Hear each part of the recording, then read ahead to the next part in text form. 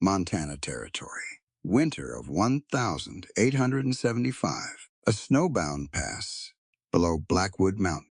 The first shot tore through the whiteout.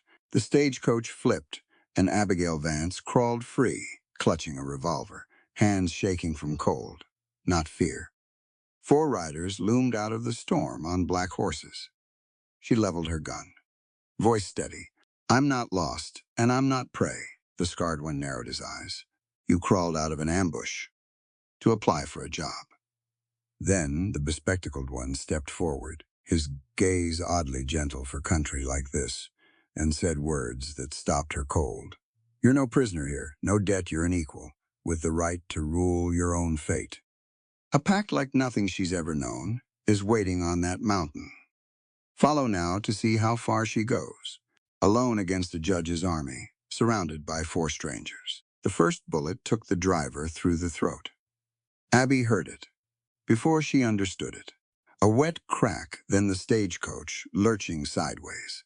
Then old Mr. Pruitt's body tumbling past the window like a sack of grain thrown from a loft. The horses screamed. The world tilted. She did not scream with them. Her father had taught her that panic was a luxury, and luxuries got people killed. So while the coach groaned onto its side, and the snow came howling through the shattered door, Abby Vance was already moving. She wedged her boot against the seat frame. She pulled her father's Bible from her satchel and pressed it flat against her ribs, under her coat, over her heart.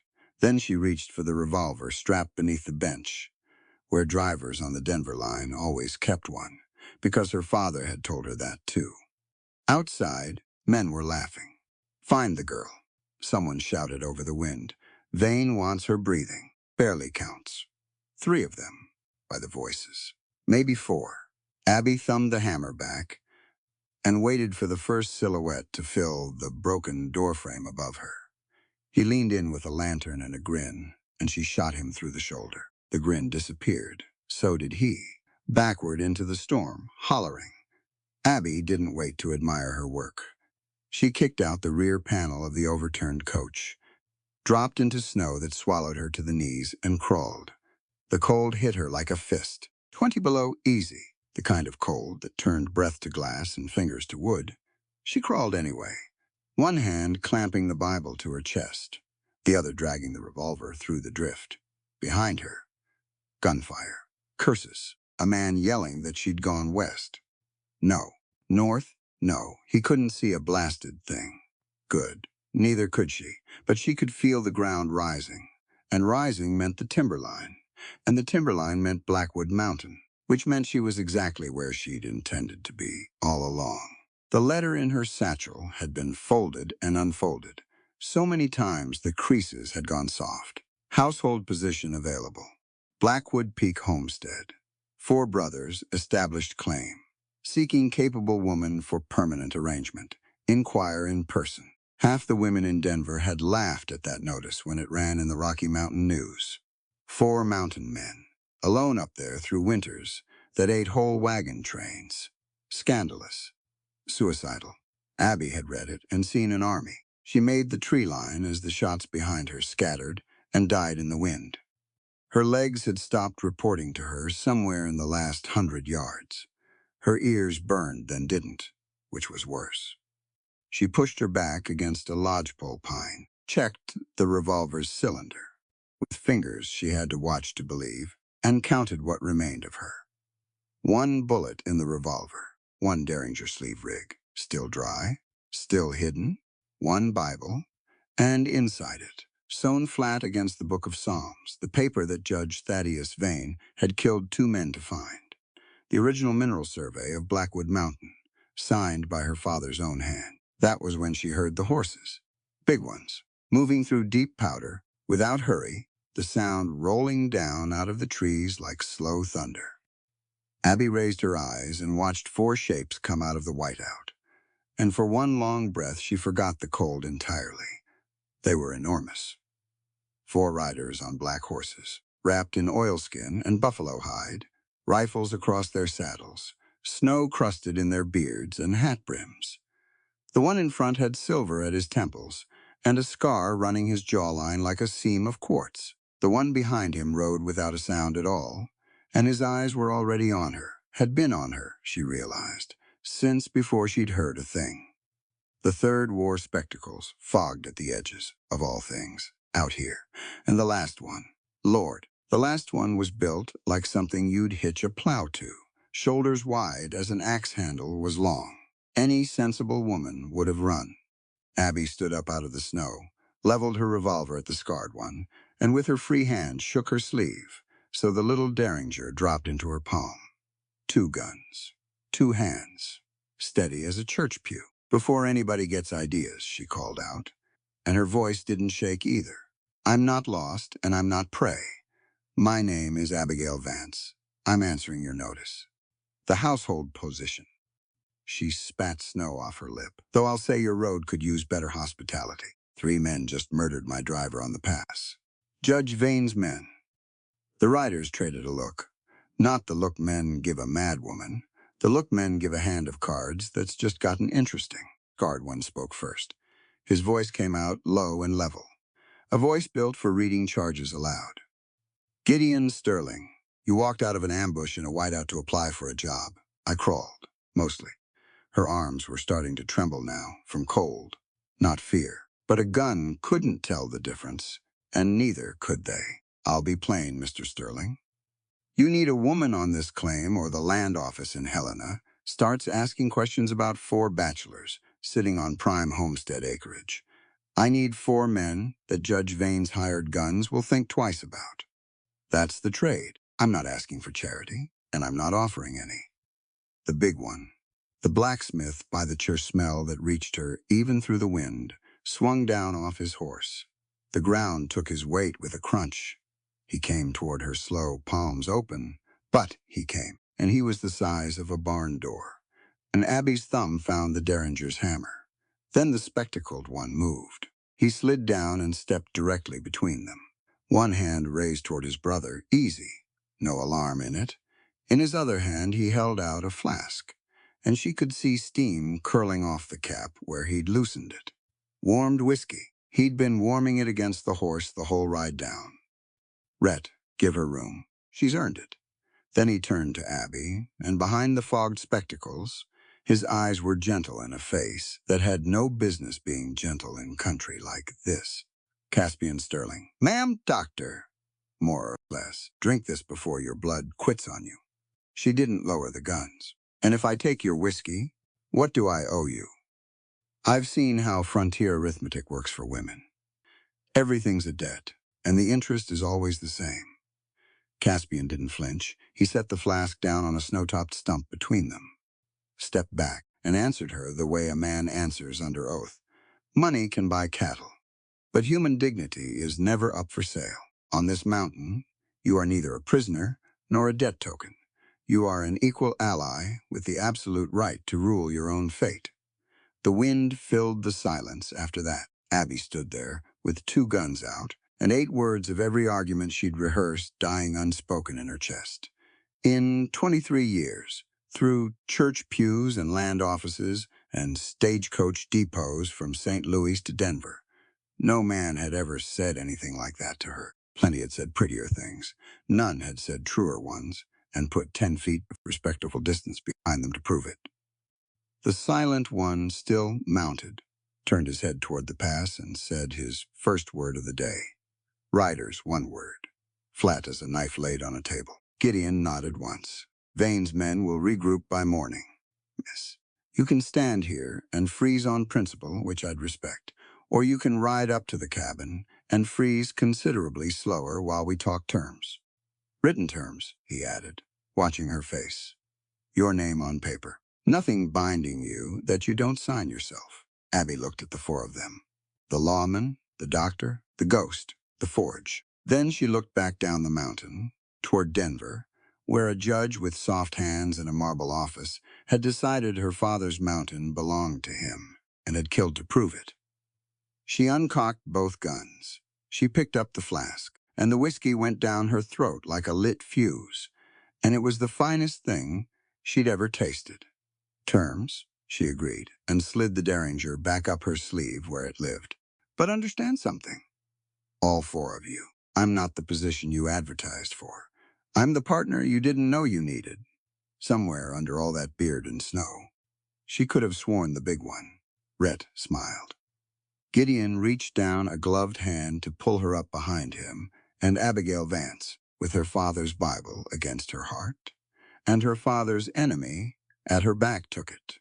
The mountain closed the whiteout behind them like a door. The cabin surprised her. Abby had expected a bachelor's den. Hides nailed over drafts, dishes crusted in the basin, the particular squalor of men who'd stopped expecting company instead.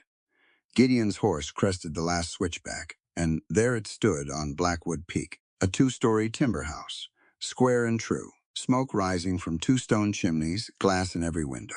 Real glass, hauled up a mountain, pane by men who decided their home deserved it. Inside, the air smelled of split pine and roasted venison, and the heat wrapped around her so fast, her frozen ears started screaming back to life. She stood dripping on the threshold and took inventory the way her father had taught her. Bookshelf along the north wall, actual books, spines cracked from reading, a carpenter's bench under the stairs, with tools hung in size order, a long oak table, sanded smooth, big enough for 8. Caspian steered her into the chair nearest the fire and knelt to look at her hands before she'd even gotten her coat off. Wiggle your fingers. She did. Toes. She did. He exhaled through his nose. Satisfied. You'll keep all 10 of everything. Another hour out there, and we'd have been negotiating. I don't negotiate. With frostbite, nobody does. It always wins. He rose, fetched a wool blanket that had been warming on a hook by the hearth, and dropped it over her shoulders without ceremony. Then he went to the stove, where a pot was already going. Rhett came through the door last, ducking under the frame out of long habit, carrying her satchel like it. Weighed nothing, because to him it didn't. He set it beside her chair, careful as a man setting down eggs, and retreated to the far end of the room, where he leaned against the wall and folded his arms and pretended not to watch her. He was bad at pretending. Jasper had vanished entirely. She'd seen him peel off toward the barn, and had a feeling that was where he did most of his living. Gideon hung his hat, stripped off his gloves finger by finger, and disappeared into a back room. When he came out, he was carrying a leather folder, and he set it on the long table with the particular gravity of a man who had spent years handling documents that decided people's lives. Eat first, Caspian said, putting a bowl of stew in front of her. Sign nothing hungry. That's how railroads win. She ate. Lord, she ate venison and potatoes and wild onion, and she made herself go slow, because gulping it would tell them things about the last week of her life she wasn't ready to share. When the bowl was empty, Caspian refilled it without asking, and she didn't argue, and that was its own kind of surrender. Then Gideon sat down across from her and opened the folder. Before we talk about what we need, he said, you should see what you'd get. He turned the top document around and slid it across the oak. Abby read it. Then she read it again, because the first time couldn't be right. It was a conveyance of title. 25% of the Blackwood homestead claim, 160 acres worth of quarter interest, transferred outright to Abigail Vance, not held in trust, not conditional on marriage or good behavior or anything at all. Her name, her land, her signature line waiting at the bottom. She looked up. 4 men were watching her now. Even Jasper had materialized in the doorway. Silent as falling snow, arms crossed. This is a mistake, she said, or a trap. Land doesn't move like this. Not to a woman. Not for free. Not anywhere I've ever lived. It's neither. Gideon laced his fingers on the table. So let me lay out the whole board, because you strike me as someone who'd rather see the trap coming than be told there isn't one. Fair, fair. The Homestead Act gives us this claim if we prove it up. 5 years residence, cultivation, improvements. We've done 4. But the land office in Helena has started scrutinizing bachelor claims, especially claims, sitting on ground, that certain men in Denver have developed opinions about. He knew that she knew who he meant. 4 unmarried brothers on a mountain is a claim. A crooked clerk can find reasons to void. A family homestead, with a wife's name in the county register, is a different animal, harder to break. Vane knows it. So do we. So you need a wife. On paper, I need a wife. That's the legal reality, and I won't dress it up. The register will say Gideon and Abigail Sterling, because the law of this territory only has room for one husband on a page. He paused, and for the first time since she'd met him, he looked uncomfortable, not ashamed, careful. What the register won't say is how we actually live, and you're owed the truth of that before you touch a pen. Caspian pulled out the chair beside Gideon and sat. Rhett came off the wall. Jasper stayed in the doorway, but he was listening with his whole body. There's an oath men take in these mountains, Caspian said, older than the territory. It doesn't get written down because paper burns and paper lies, but the mountains hold men to it harder than any court. We call it the Frontier Pact. He took off his spectacles, cleaned them on his shirt tail, put them back, buying himself a breath. The 4 of us came up here after the war with nothing but each other. Whatever this family becomes, it becomes together. Equal shares of the work, equal shares of the risk. He met her eyes. And if you chose it, and only if you chose it, equal shares of the devotion. All 4 of us. No hierarchy, no jealousy, no one of us claiming what the others can't have. A woman who joined this household wouldn't be marrying 1 man and tolerating 3. She'd be the center of a pact that every one of us would die keeping. The fire popped. Nobody spoke. Abby sat with it. She'd heard rumors of such arrangements. Everyone west of the Missouri had whispered about the deep mountain families, the claims where the census taker didn't ask too many questions. She'd expected to feel scandalized. What she felt instead was that she was looking at the first honest offer anyone had made her since her father died. And if I sign the land paper, she said slowly, and take the marriage in name, and want nothing else from any of you, if I sleep behind a bolted door for the next 20 years, then you'll die an old woman on your own 160 acres, Gideon said, with 4 brothers-in-law who kept a respectful distance and shot anyone who didn't. No hesitation. He'd thought it through before she ever climbed off that stagecoach. The land is yours either way, Miss Vance. It's not a bride price, it's a partnership stake. You bring legal standing to this claim. It'd be theft to take that from you and pay you in room and board. Most men would call room and board generous. Most men are thieves who've never been caught, Rhett said. It was the first full sentence she'd heard out of him. His voice matched the rest of him, coming up from somewhere around his boots. Our ma raised us different. She worked a claim harder than our pay did, and died with her name on nothing. Gideon was 14. He never got over it. None of us did. Gideon didn't confirm it. He didn't have to. His jaw did it for him. Abby looked down at the paper again, then at her satchel, where the Bible sat with its secret sewn into the Psalms. Fair was fair. They'd shown her their whole hand. A partner who hid the highest card in the deck was no partner at all. Then you should see what I bring besides legal standing, she said, because it's the reason men keep dying around me, and you deserve to know what you're bolting your door against. She took out the Bible. She found the seam her own needle had sewn, and with Caspian's offered penknife, she opened it and laid the document flat on the oak between them. Gideon leaned in. She watched his eyes move across it, watched the lawman in him wake all the way up. That's a federal mineral survey, he said quietly. Original, signed and sealed. His eyes found the assay figures and stopped. Sweet Lord, is that accurate? My father was the best surveyor the Army ever trained. It's accurate. Abby flattened her palm on the page. There's a silver vein running under the east face of this mountain, rich enough to buy Denver twice. Judge Thaddeus Vane has a forged survey saying it runs under his adjacent parcel instead. The only thing standing between his forgery and a federal patent is this paper and the last living Vance. She looked around the table.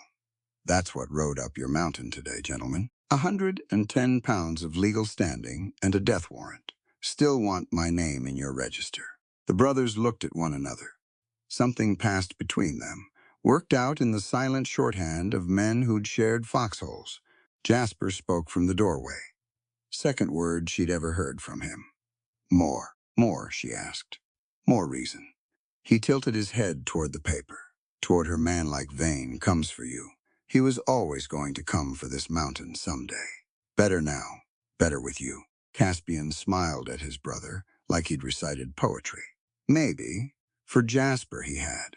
Gideon took a pen from the folder, uncapped the ink, and set both beside the conveyance. Then he sat back and put his hands flat on the table, well away from the paper, and made no move to hand her anything.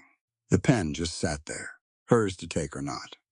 Terms as stated, he said. Quarter title, free and clear. Marriage in name for the register. The pack if you ever want it.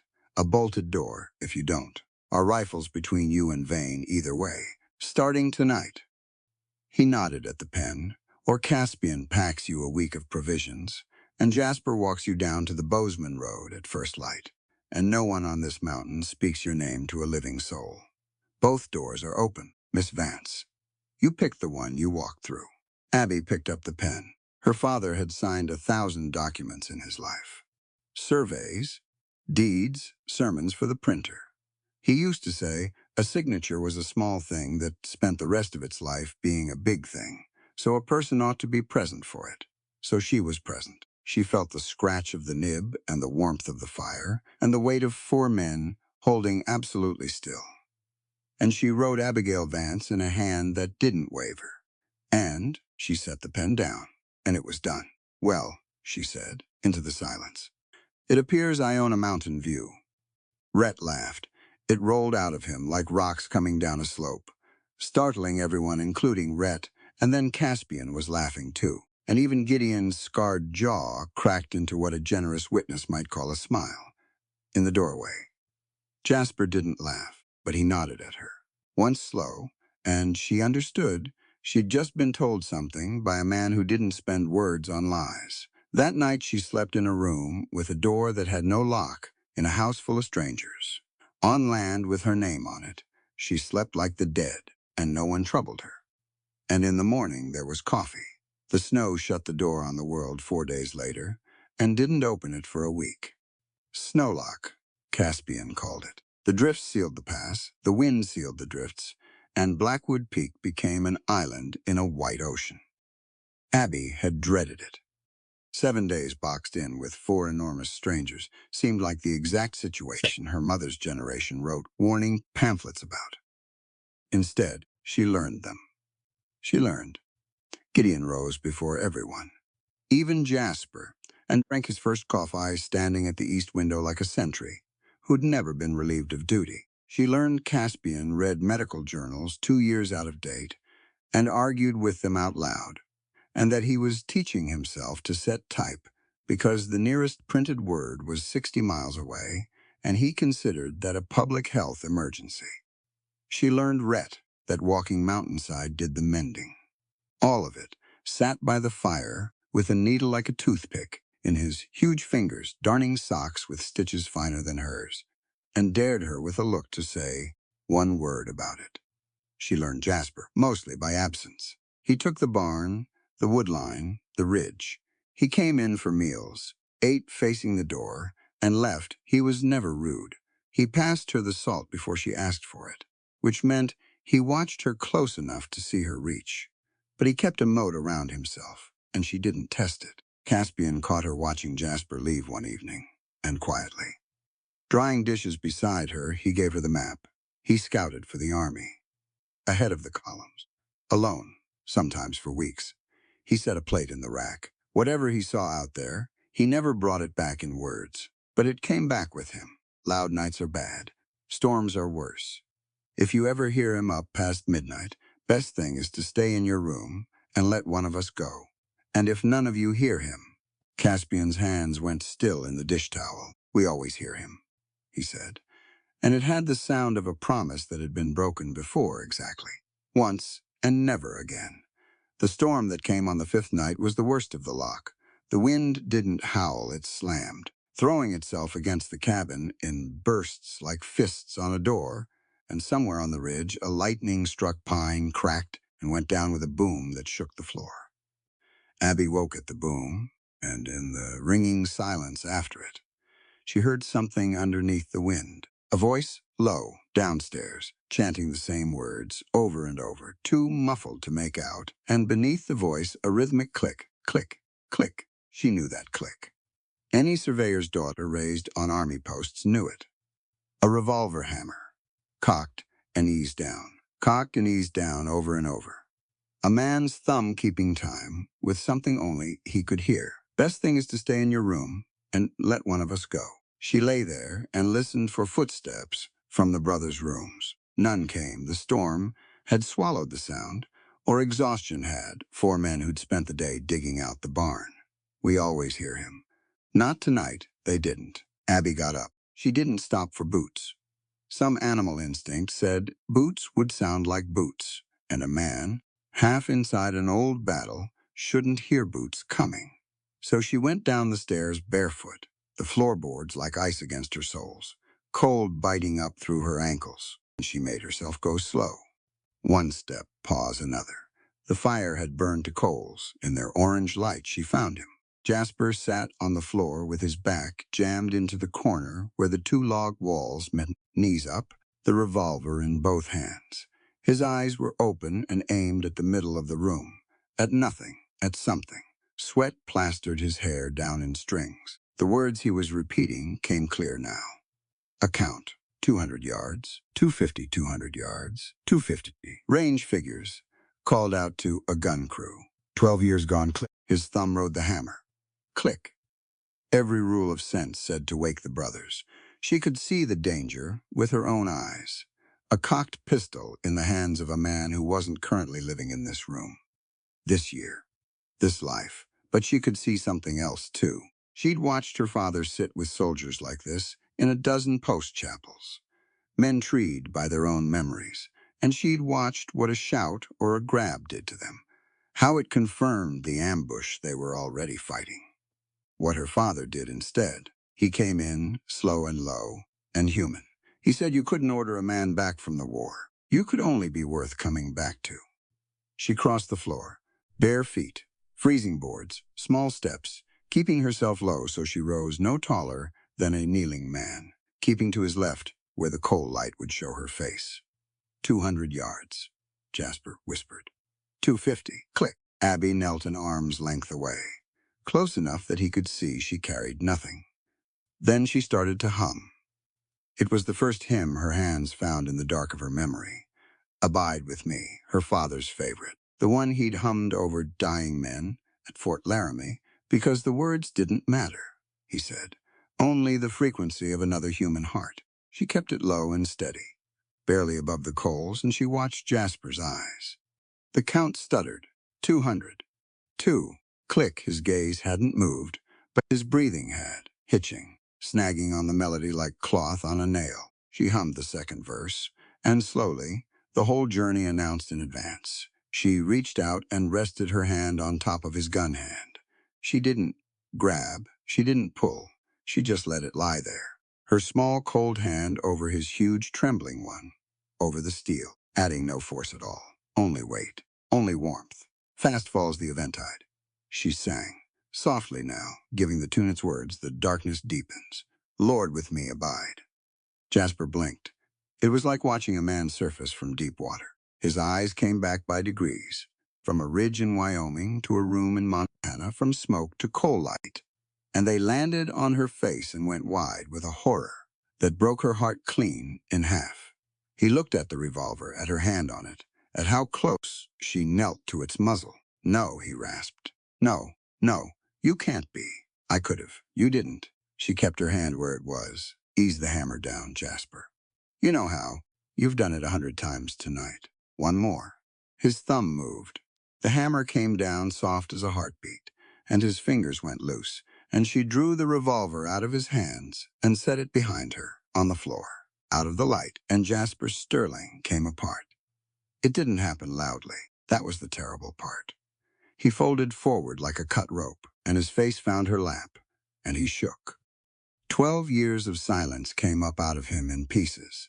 Half words, names she didn't know. I called the range. I called it. They moved the column, and I called it. And she understood she was hearing the shape of the thing at last.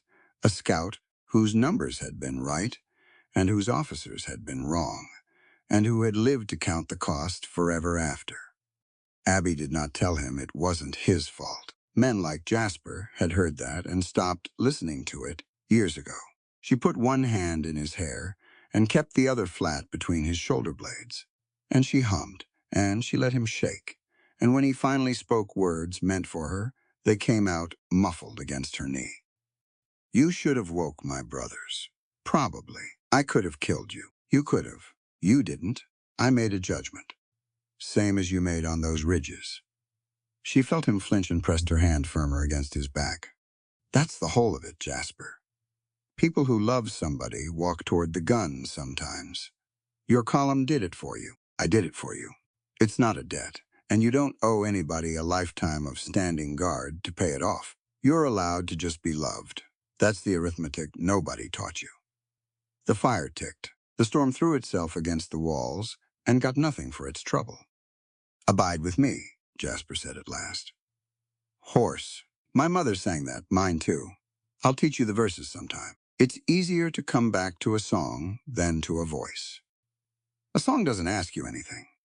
He raised his head then and looked at her, kneeling barefoot on floorboards, cold enough to burn in the dark, having crossed an open floor to put her hand on a cocked gun. He looked at her for a long time. You're not what we advertised for, he said, so I keep telling everyone. She got him a blanket and stirred the coals and sat with him until gray light came up in the east window. And if any of the brothers woke and saw them there, Jasper, asleep, sitting up her shoulder his pillow, they had the sense to withdraw without a sound. But they knew. She could tell they knew. Because of what happened 2 days later. She came up to her room before supper and found Rhett kneeling at her door with a screwdriver. And mounted on the inside of the frame was a deadbolt like nothing she'd ever seen. He'd forged it himself. That was plain. Black iron, heavy as scripture, the bolt thick as her wrist, and worked into the faceplate, hammered in while the metal was hot. A small 5-pointed star. 5 points. She noticed that. Rhett stood, filling the hallway, wiped his hands on his apron, and held something out to her. A single iron key on a leather cord. Only one, he said. No copies. I'd know. I made it. He set it in her palm and closed her fingers over it with a gentleness that his hands shouldn't have had room for. A door somebody else can open ain't yours. Now this one's yours. Abby stood there, holding the only key to the only lock on Blackwood Mountain, forged by a man on the other side of the door it kept out. Rhett, she said, I sat with Jasper the other night. Door wide open. You know that. I know it. So why build me a lock? He picked up his screwdriver and considered the question with the seriousness he gave a weld. Because choosing to open a door ain't worth spit, he said, unless you could have kept it shut. He touched his hat brim like they were passing on a street in town and went down the stairs and left her with the key warm in her fist. That night, she bolted the door, just to feel the iron slide home, just to learn the sound of it. Then she opened it again and left it open and slept better than she had in years.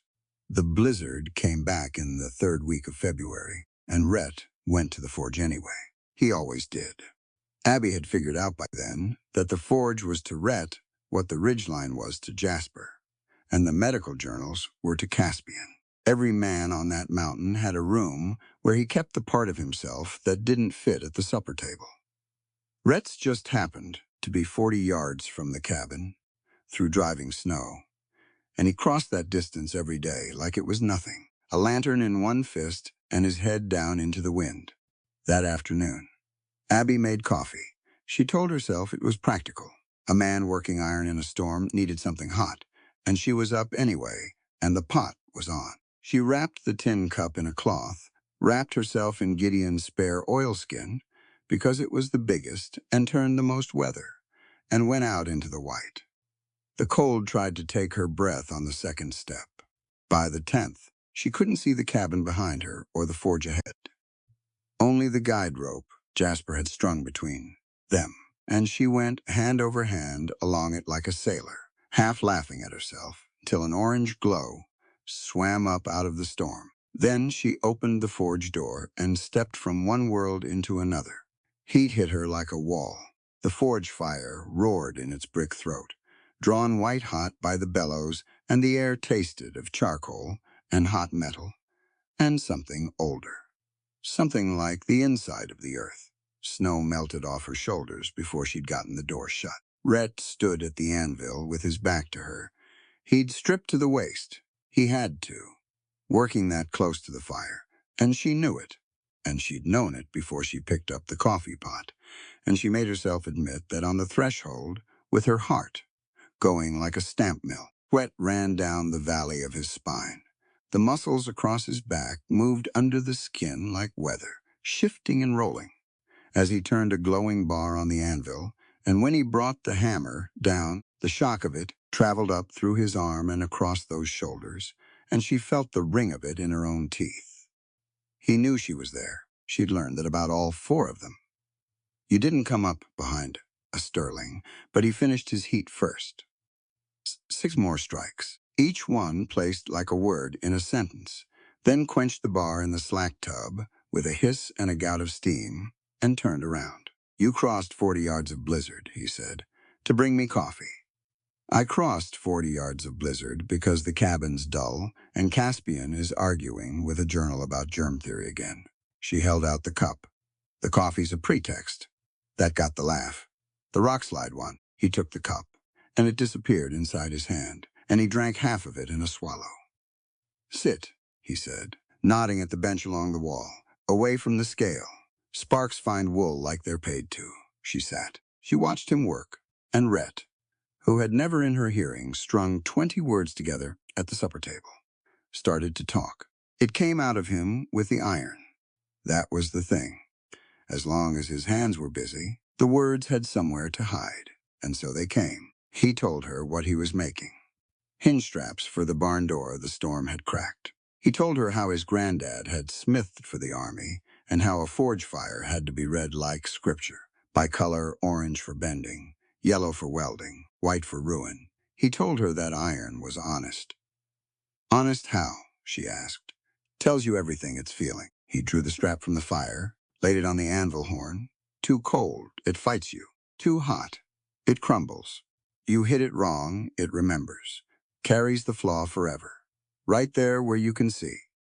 He set the hammer down a moment and looked at her through the shimmer of heat off the metal. People hide their flaws and break where you can't see. Iron never once lied to me. That's why I like it better than most folks. Better than me. She hadn't planned to say it. It came out on its own, low, and it hung in the roar of the forge between them. Rhett didn't answer fast. He finished the strap first, and she understood by then that this was him being careful, that a man his size had learned early to move slow around anything he was afraid of breaking. He quenched the iron. Steam rose up around his forearms. You're the first person I ever met, he said to the slack tub, who I'd put up against iron for honesty. First one, he straightened and looked at her, and there was nothing hidden in it at all, and that was somehow more than if he'd crossed the room. That's as far as I'll say it. You've got a bolt on your door, and I put it there, and I don't regret the work. The heat in that room had stopped having much to do with the fire. Abby was aware of her own pulse, in her throat, in her wrists, aware of the sweat at her collarbone, and the 10 feet of brick floor between them. Aware that 10 feet was both far too much and nowhere near enough. She stood up off the bench without deciding to, and the forge door blew open. Snow and wind came howling in, and with them came Gideon. Then Caspian with his spectacles, fogging blind in the sudden heat. Then Jasper hauling the door, shut against the storm and dropping the bar. They were laughing about something, Caspian. Mid-sentence. I'm only saying if he'd read Lister, he'd owe me an apology. And then all three of them took in the room. Rhett shirtless at the anvil. Abby standing flushed in the firelight. The empty cup on the bench. The air between the two of them practically ringing like a struck bar. The laughter stopped. Nobody made it strange. That was what undid her looking back. Nobody smirked. Nobody bristled. Nobody went cold. Caspian wiped his spectacles and said, "Are we interrupting the coffee? Or is there more?" And Gideon crossed to the wall rack to hang the broken barn hinge he'd carried over. And Jasper hunkered by the fire with his palms out, and the room simply absorbed them. And Rhett went back to his iron. But Abby stood in the middle of it, and something happened to her that she would spend the rest of her life failing to fully explain to anyone who hadn't lived it. She watched Gideon examine the cracked hinge and set it in Rhett's work queue without a word of instruction, because he trusted his brother's hands past needing to speak. She watched Caspian dig a tin of salve from his coat and set it on the bench, for the burn scars across Rhett's forearms, replenished without being asked, taken without thanks, a decade of quiet tending in one small gesture. She watched Jasper feel her looking, glance up, and move over on the hearth ledge, making a space for her exactly her size. 4 men, 4 different fires. Gideon's steadiness, banked and even, the kind you built a house against. Caspian's tenderness, deliberate as medicine. Jasper's loyalty, wordless and total. A fire that had walked toward death and come back and now stood watch, and Rhett. Rhett was the forge itself, all of it, roar and heat and honesty. And every one of them, since the day she'd stood in the snow with 2 guns drawn, had kept 10 feet of respect between his wanting and her choosing. Rhett had said it plain not 5 minutes ago. "You've got a bolt on your door, and I put it there. Weeks of shared walls and blizzard dark." 4 men who looked at her the way men look at sunrise after a night watch, and the line had held because they held it, without complaint, without pressure, without once making their restraint into a bill for her to pay. She'd built walls all her way west. Denver had taught her that a woman alone was a doorman tested. She'd expected to spend her life testing hinges. Standing in that forge, she felt the walls go. They didn't crumble. They melted, the way ice went off the eaves in a Chinook, all at once and quietly. And what was underneath was not fear at all. She looked at each of them in turn. Gideon at the rack, Caspian at his salve tin, Jasper making room, Rhett in his ring of sparks, and she let herself finish a thought she'd been refusing for weeks. She wanted them. All 4. She wanted the stability and the tenderness and the loyalty in the fire. And she was done pretending each face of it wasn't attached to a man she could love, and she was done being ashamed that her heart had turned out bigger than the shapes she'd been handed for it. She must have been staring. Rhett paused mid-heat. "You all right?" he asked. 4 heads turned. "I'm fine," Abby said then, because she'd sworn to herself on her father's grave that she'd live honest or not at all. She said the rest. "Better than fine. I came out here in a blizzard with pretext coffee, and I've just this minute figured out why, and I'm going to need a little time to decide what I mean to do about it. That's all any of you are getting tonight, Jasper. Shove down. I'm cold. Silence." Then Caspian laughed, delighted.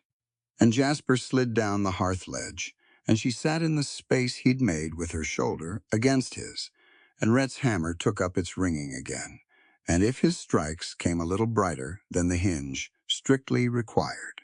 No one in that forge said a word about it. Outside, the blizzard screamed. Inside, 5 people sat in a ring of firelight, and Abby Vance let herself be warm. The dogs would have given warning if Vane's men hadn't poisoned them. Jasper found the 2 hounds at dusk, stiff by the tree line with tainted meat frozen in the snow beside them. And he came through the cabin door with a face Abby had never seen on him. Flat and fast and terribly calm, and said one word, "Tonight." Nobody asked how he knew. The mountain had told him. Jasper's word moved through the house like a current, and the household Abby had watched laugh and darn socks and argue about germ theory turned, inside 10 minutes, into a garrison. Gideon took command without raising his voice. Shutters barred the heavy oak drop bars set into the brackets Rhett had forged for exactly this night. Water buckets filled and lined by every wall, because fire was the siege breaker's oldest friend. Rifles loaded and staged, one by every firing slit, ammunition boxed and distributed. Caspian laid out his surgery on the kitchen table, rolled instruments, boiled thread, and Abby saw him do it, and understood that he was planning for his own family's blood, and that he did it steady. And that steadiness like that was its own kind of courage. Gideon put her in the root cellar. Or tried to. No, Abby said, Miss Vance. You gave me a quarter of this claim, Marshal. I'll defend my quarter. She took the Winchester off the rack, ran the lever, caught the ejected shell, and thumbed it back in, all in about 4 seconds, and watched him rethink several assumptions. My father made me shoot until I could group at 200 yards, because he said a surveyor's daughter would spend her life in places where the law was 3 days right away. East window's uncovered. That's mine. Gideon looked at her for the space of one breath. East window, he said. Fire low, they'll come crouched. Abby. He'd never used just her name before. Stay off the sight line between shots. They hit the cabin at full dark in the fiercest blizzard of the season, which was, of course, the point. No posse could ride to the sound of guns. No neighbor would hear them under the wind. Barnaby Kane had planned it like a man who'd burned people out before, and the first she knew of it was a rifle ball splintering the shutter a foot from her head, and then the whole night came apart. Muzzle flashes stitched the dark from the tree line. A dozen guns, more. Lead hammered the log walls like hail. Abby heard Gideon calling targets. Calm as a man reading Psalms, 2 by the smokehouse. Jasper and Jasper's rifle answering. 1 shot, a scream out in the snow. 1 shot, silence. Rhett's buffalo gun went off by the south wall with a roar that shook dust from the rafters. She found a shape crouch, running toward the barn with a torch, and she led it just slightly, exactly as her father taught her, and fired, and the torch spun into the snow and went out. And she made herself not think past the front sight, because that was also what her father taught her. They're not closing, Caspian shouted over the din. Why aren't they closing? Because they're waiting on that, Jasper said. Out of the storm came a rhythm, a dozen boots, moving together.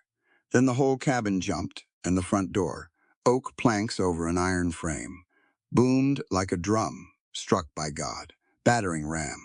They'd cut a green log and slung it, and they had numbers enough to swing it in shifts. And Kane's voice carried through the wind, ugly and cheerful. Nothing personal, boys.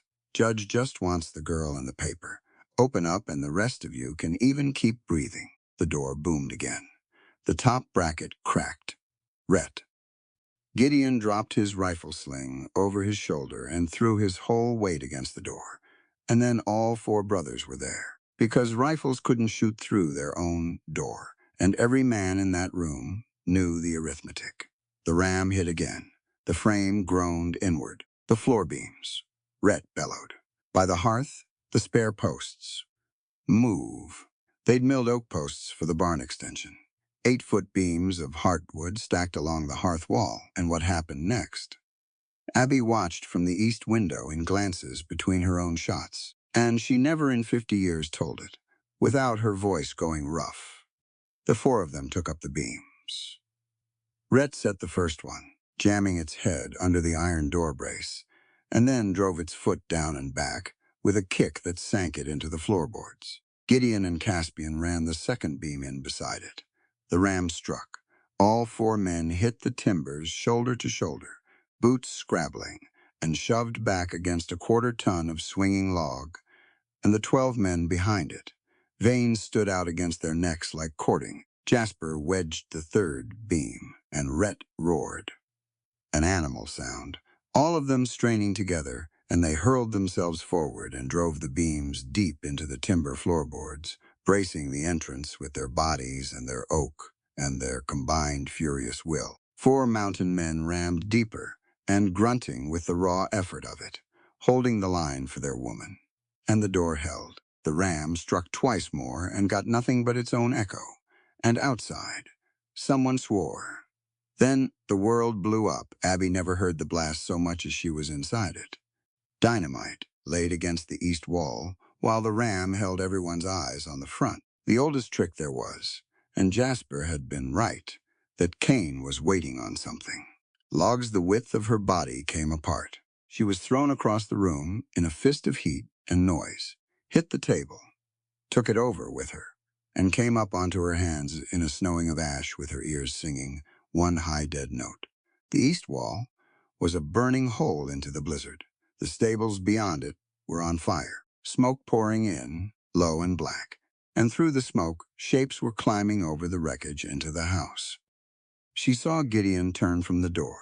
She saw him raise his rifle. She saw the muzzle flash from the breech, and Gideon went backward and down with red, already spreading across his chest, terribly much of it, terribly fast. She screamed his name. She couldn't hear her own voice.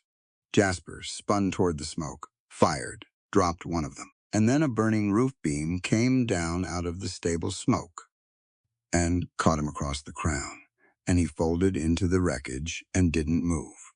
Rhett and Caspian were pinned at the front door, because the ram crew had heard the blast and gone back to swinging. And Kane had planned that too, and the door boomed and the beams groaned, and the two of them couldn't leave it, or everything died at once. Abby crawled to Gideon. His eyes were open. His breath bubbled. She tore her shawl off and jammed it against the wound with both hands, all her weight, the way Caspian had drilled her at that same kitchen table 2 weeks ago, as an idle lesson on a snowbound afternoon. Pressure, Abby, pressure is life. Blood came up hot between her fingers anyway. Stay, she told Gideon. You hear me, Marshall. You made me a partner. Partners don't get to leave. A boot crunched the wreckage beside her. She looked up into the barrel of a Colt revolver, close enough that she could smell its smoke, and behind it, Barnaby Kane. He was smaller than his voice, neat gray at the temples, a bookkeeper's face over a killer's smile, snow melting on his hat, brim from the heat of the burning wall. Abigail. Vance, he said. Pleasant as a bank teller, the Colt's muzzle came to rest cold against her forehead. The judge sends his regards and a train ticket. I'm keeping this man alive. You're keeping a corpse warm. He glanced at Gideon and dismissed him, and that dismissal lit something in Abby that burned steadier than fear. Hands off him. Up. The Bible, too. We know where you keep your papers, girl. You'd be amazed what a stagecoach clerk sells for $20. Rhett, she screamed toward the door. Hold the door. Don't you leave that door. Because she could see the whole board. Even then, even with a gun's kiss on her skin. If the brothers left the door, the ram crew was inside in 3 swings, and everyone died. Gideon first. The only piece Kane was taking off the table tonight was her. Kane laughed, delighted. Practical. I like practical. He fisted his hand in her collar and hauled her up, off Gideon, and her hands left the shawl, and the red bloomed faster, and she memorized it. She memorized every detail. For a later she was already planning, and let herself be dragged backward through the burning breach into the blizzard. The cold swallowed her, snow to her knees, fire behind, the storm shrieking. She heard, distantly through her ringing ears, Rhett's voice from inside the cabin, as he saw what the smoke had hidden, saw her being dragged into the dark, and it wasn't a word. It was a scream torn up from the bottom of a mountain. Gut-wrenching? Her name inside it somewhere, the sound of the strongest man she'd ever known coming apart against the one weight he couldn't move. Kane wrenched her around to face him, gun rising. Now then, he said, and the night cracked with the deafening report of a single gunshot. The gunshot was hers. Kane had made one mistake, and Abby had watched him make it back in the burning cabin. He'd hauled her up by the collar. He'd marched her out at gunpoint. But he had never searched her, because Barnaby Kane had spent 20 years learning that captured women wept and stumbled and prayed, and the girl in his fist had done none of those things, and he'd been too pleased with his night to wonder why. So when he wrenched her around to face, him and his Colt started to rise. Abby's right arm was already snapping straight, and the sleeve derringer dropped into her palm the way it had dropped 100 practice times in a Denver boarding house room, and she fired it directly through his kneecap. The sound folded into the blizzard. Kane didn't. He went down into the snow, howling, the Colt spinning away into a drift, and the bookkeeper's face was gone, and what was under it was just a man learning what the people he'd hunted had always known about pain. Abby stood over him in the shrieking dark. She could have finished it.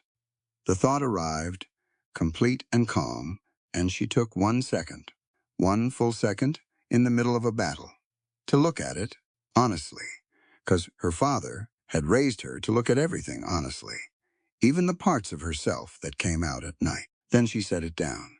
Killing a crippled man in the snow wouldn't heal Gideon, and it would put something in her that no him would ever get back out. "You'll live," she told Cain over the wind. "You'll live, and you'll testify. That's worse for the judge and better for me. And I'm the practical one. Remember." Then she saw the Winchester. Gideon's rifle dropped when he fell, kicked out through the breach in the fighting, lying half-buried 10 feet away with snow already skinning over the barrel. She scooped it up, worked the lever, felt a live round seat home, and turned back toward the burning cabin. And what she saw through the ruined east wall arranged the rest of her night for her. The front door was failing. She could hear the ram through the storm now. Boom! Boom!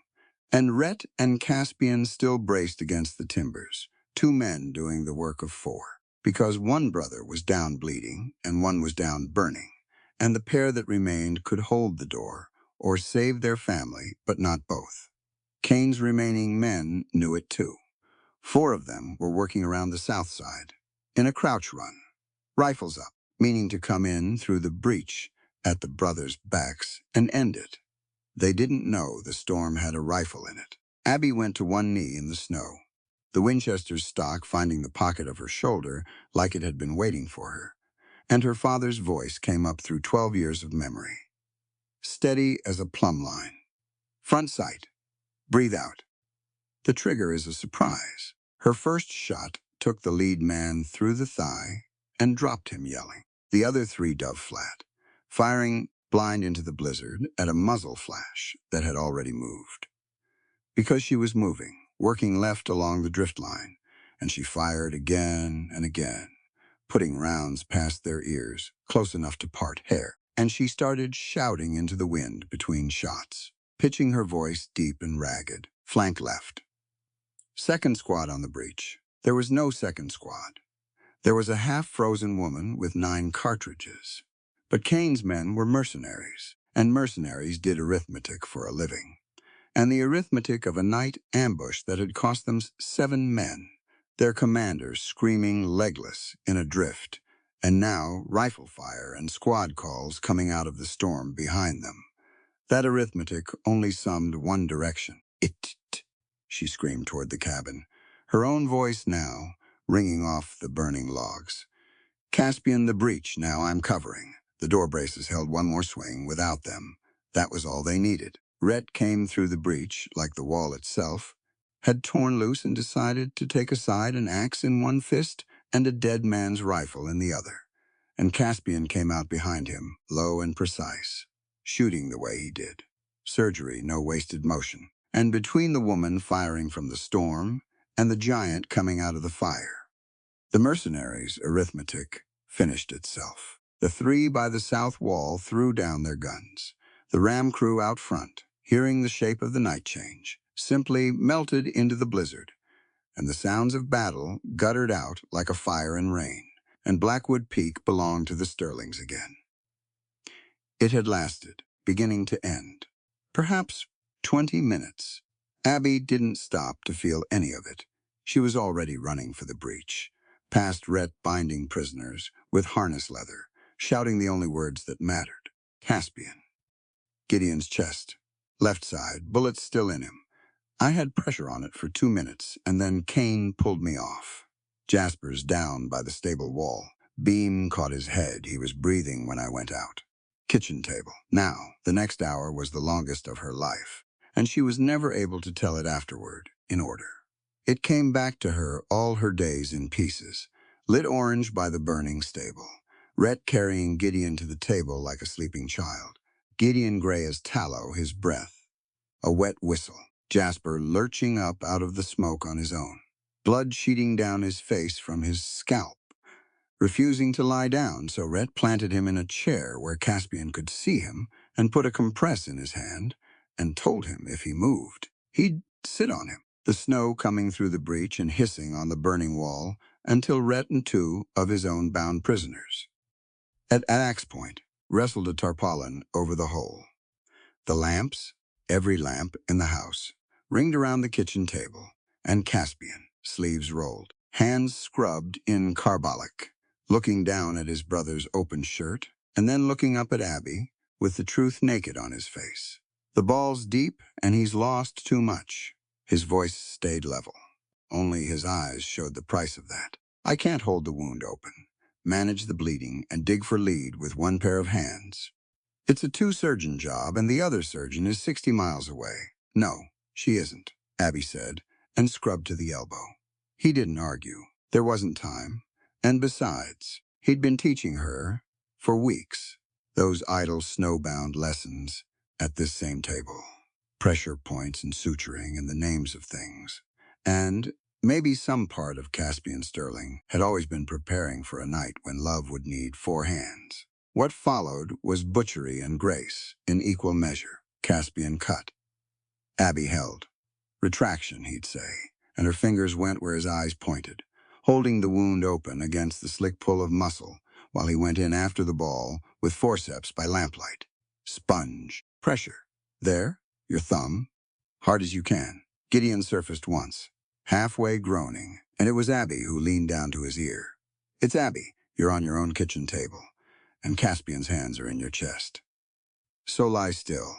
Marshal, that's a legal order from a landowner. The ghost of a smile crossed his gray mouth, and he went under again. And she took it as a covenant. Her hands did not shake. She noticed that, from somewhere outside herself, the same detached surveyor's eye her father used to bring to a cliff edge, blood to her wrists. A man she loved dying under her palms. Rhett praying in the doorway in a whisper like grinding stone, and her hands stayed level as a transit on bedrock. Later she'd shake. Later she'd earned the right. Tonight, the trembling was a luxury, and luxuries got people killed there. Caspian's forceps came up into the lamplight, holding a flattened slug of lead, dark and terrible and small, and he dropped it, ringing into a tin cup. Ligature. Thread. Just like I showed you. My hands are occupied. She sutured where he directed. Her stitches ugly and holding, and he closed, and they packed and bound the wound. And somewhere in the middle of it, Gideon's breathing changed.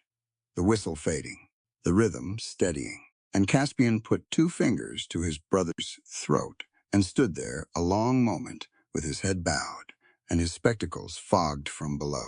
He'll keep, he said hoarsely. If fever spares him, he'll keep. The room let out a breath that it had been holding for an hour. Then Caspian turned, took Abby's blood-slick hands in both of his, and looked at her over the wreck of the table with an expression she never forgot. Being seen all the way down, and being found sufficient. Half of what beats in his chest tomorrow is your work, he said. I want you to hear that, from me plainly, tonight, before you talk yourself into a smaller story. My teachers in Boston. Grown men gagged and quitted tables easier than this one. You held whatever this family was before tonight.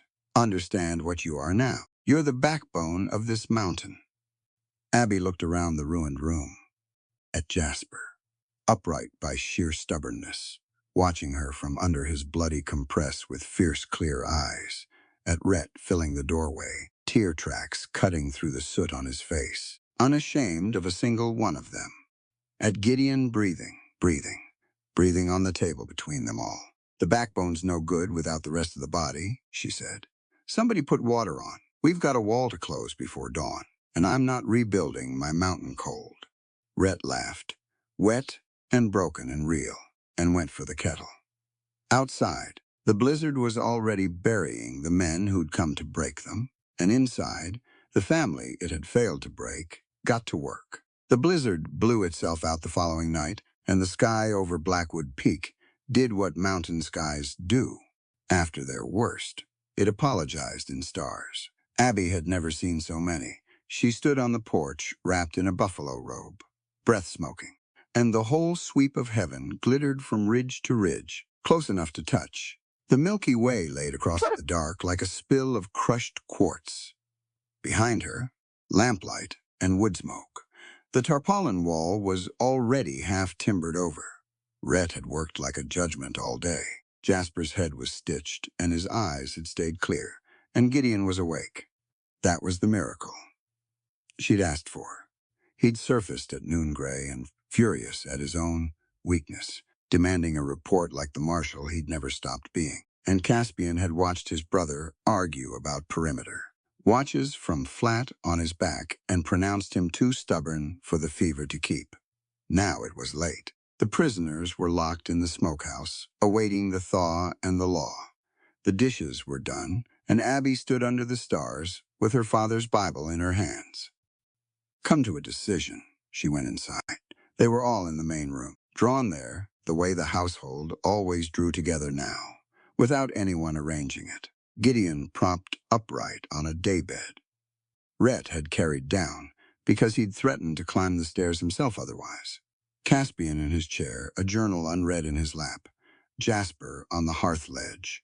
Rhett on the floor with his back against the daybed frame, close enough to catch his brother if he coughed wrong. They looked up when she came in, and she saw each of them note the Bible, and the room went quiet and attentive. Abby sat down at the long oak table, still scarred from the surgery, scrubbed and oiled, but marked forever, and she thought that was right. A table should carry its history. She opened the Bible to the Psalms, ran her thumb along the resewn seam, and cut it for the second time. She laid the original mineral survey flat in the lamplight, smoothed it with both palms, and pushed it across the table toward the four of them. Cain came for two things, she said. Me and this. You bled for both, without ever once asking what the paper was worth. So I'm telling you, that survey documents a silver vein under the east face of this mountain, rich enough to buy Denver twice over. It's the whole reason Vane spent 2 years and a dozen hired guns. And it's sitting on land with all 5 of our names tangled up in it now. She sat back. I want it held in common, all of us. Equal shares, same as the pact. Money's broken more families than bullets ever have, and I'd rather bury the paper under the barn than let it do to us what it did to my father. Silence. Then Gideon, from the daybed, in a voice still rough from the table, spoke for all of them. No. She blinked. No, no. He raised one hand, slow wincing, and pushed at the air. And Caspian, understanding, rose and slid the survey back across the oak toward her until it sat in front of her again. Your father surveyed it. Your father hid it. Your father died over it, and his daughter carried it, through a stagecoach ambush and a siege with a gun to her head. Gideon's eyes held hers, steady as they'd been that first day in the snow. This mine is yours. We'd burn down Vane's whole empire just to protect your peace. That's not generosity, Abby. It's just the accounting done honest. What you choose to build with it. School, hospital, a mountain of double eagles in the root cellar. That'll be your choice, too. That's the entire point of everything we swore. Abby looked down at the paper, her inheritance, her father's last signature, and she felt the final wall inside her, the one she'd kept even here, even after the forge, the wall behind all the other walls, the one that whispered that everything given can be taken, and everyone kind is waiting to collect. She felt it crack down its whole length like river ice in April. These men had held a door with their bodies, had bled on their own kitchen table, had just now pushed a silver fortune back across the oak without a heartbeat's hesitation.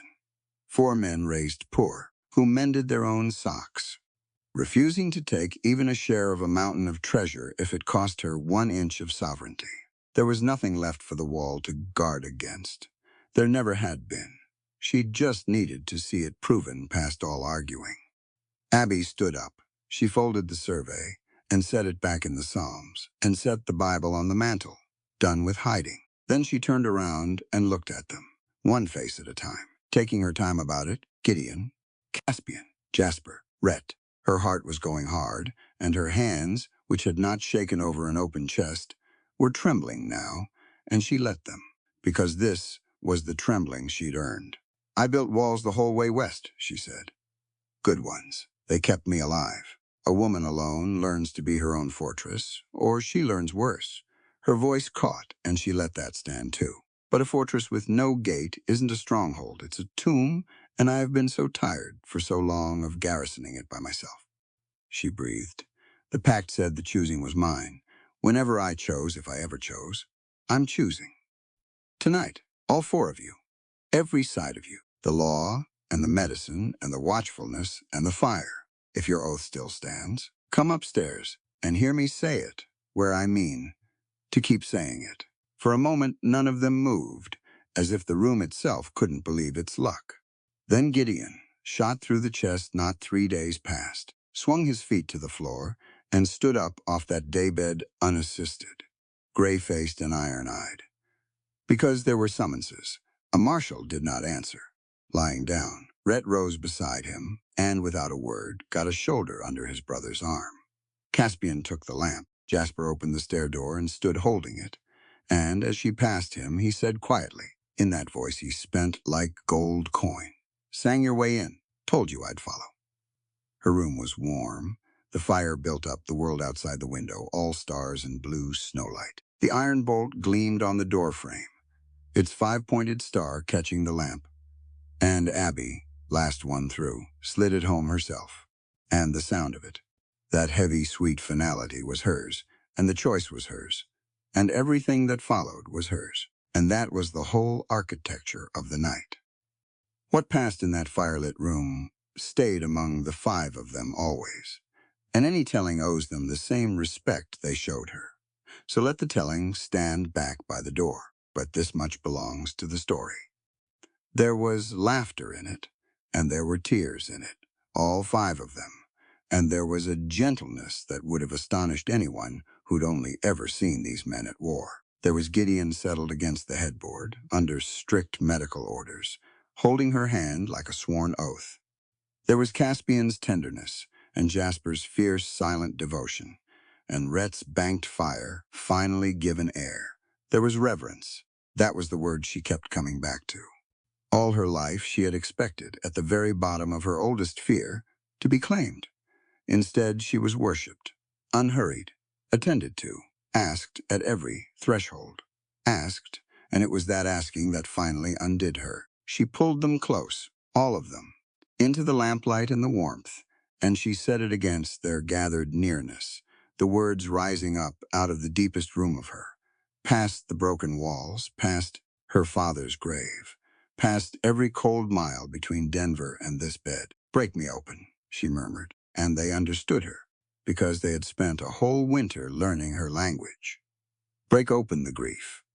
Break open the fear, the armor, the garrison she'd manned alone, since she was old enough to stand a watch. Break it open so the woman inside could finally come out and live.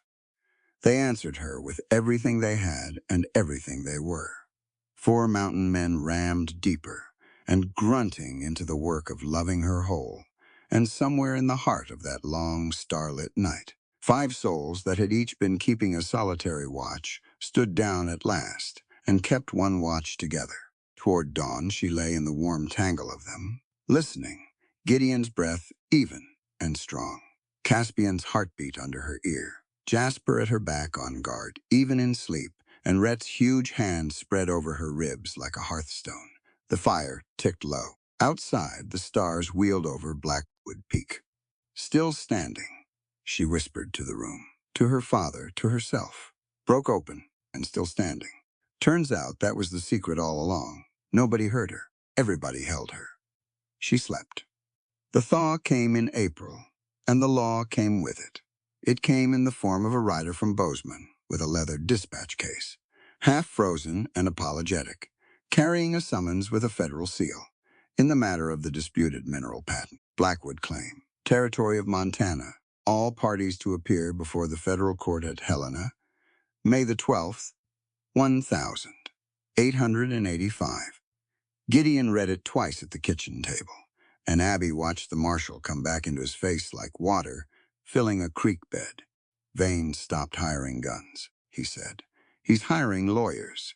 That means the siege spooked him worse than we knew. Kane's locked in the Bozeman jail, singing to anyone who'll listen.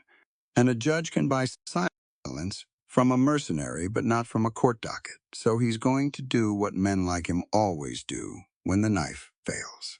He set the summons down. He's going to try to make the truth illegal. Then we go to Helena, Abby said, and make it legal again. They spent 3 weeks preparing like it was another siege, because it was. Caspian built a document case with a false bottom and a lock Rhett forged, and the original survey wrote in it. Never out of someone's sight, guarded in shifts even at the supper table, because paper burns and Vane knew it. Gideon wrote letters, a great many letters, to men whose names he didn't explain, and rode twice to the telegraph at Bozeman, and came back grim and satisfied in equal measures. Abby did something none of them expected. She studied. She unpacked her father's old surveyor's instruments from the trunk she'd shipped ahead to Bozeman a lifetime ago. The transit and the chains and the field books. And she spread 12 years of his work across the long oak table and lived in it. She memorized the datum points of the original survey. She recalculated the traverse by hand, twice, and checked her arithmetic against his and found him accurate to the link, because he always was. She read territorial mining law until Caspian, himself no stranger to burning lamp oil over books, started making her go to bed. "I've watched men study like this before," Gideon said one night, watching her work. "Usually, the night before they hang, Vane's lawyers will speak Latin and cite precedent," Abby said. "Not looking up from a field book, I can't out-lawyer them, but my father could out-survey God himself, and land cases are won on the ground, not the podium. When they lie about the mountain, I intend to be the only person in that courtroom who knows the mountain isn't listening to them." The morning they left, the 4 brothers came down, dressed for war, and Abby stood on the stairs and forgot what she'd been about to say. Sharp, black wool suits. All 4, brushed and pressed. She hadn't even known they owned suits. And then she saw the tailor's chalk still ghosting a seam of Rhett's enormous coat, and understood they hadn't until now, until her. Caspian's spectacles were polished, his collar white as the peak. Jasper looked like a deacon who could kill you, which was close enough to the truth. And Gideon wore, pinned to his black lapel and shined to a shame, the silver star of a United States Marshal. "It's restored," he said, to her look. "Those letters I wrote. Turns out the service takes an interest when a retired marshal reports a federal survey forgery, an ambushed mail coach, and a judge who hires siege crews. They reinstated my commission for the duration of the case." The scar along his jaw moved with something too grim to be a smile.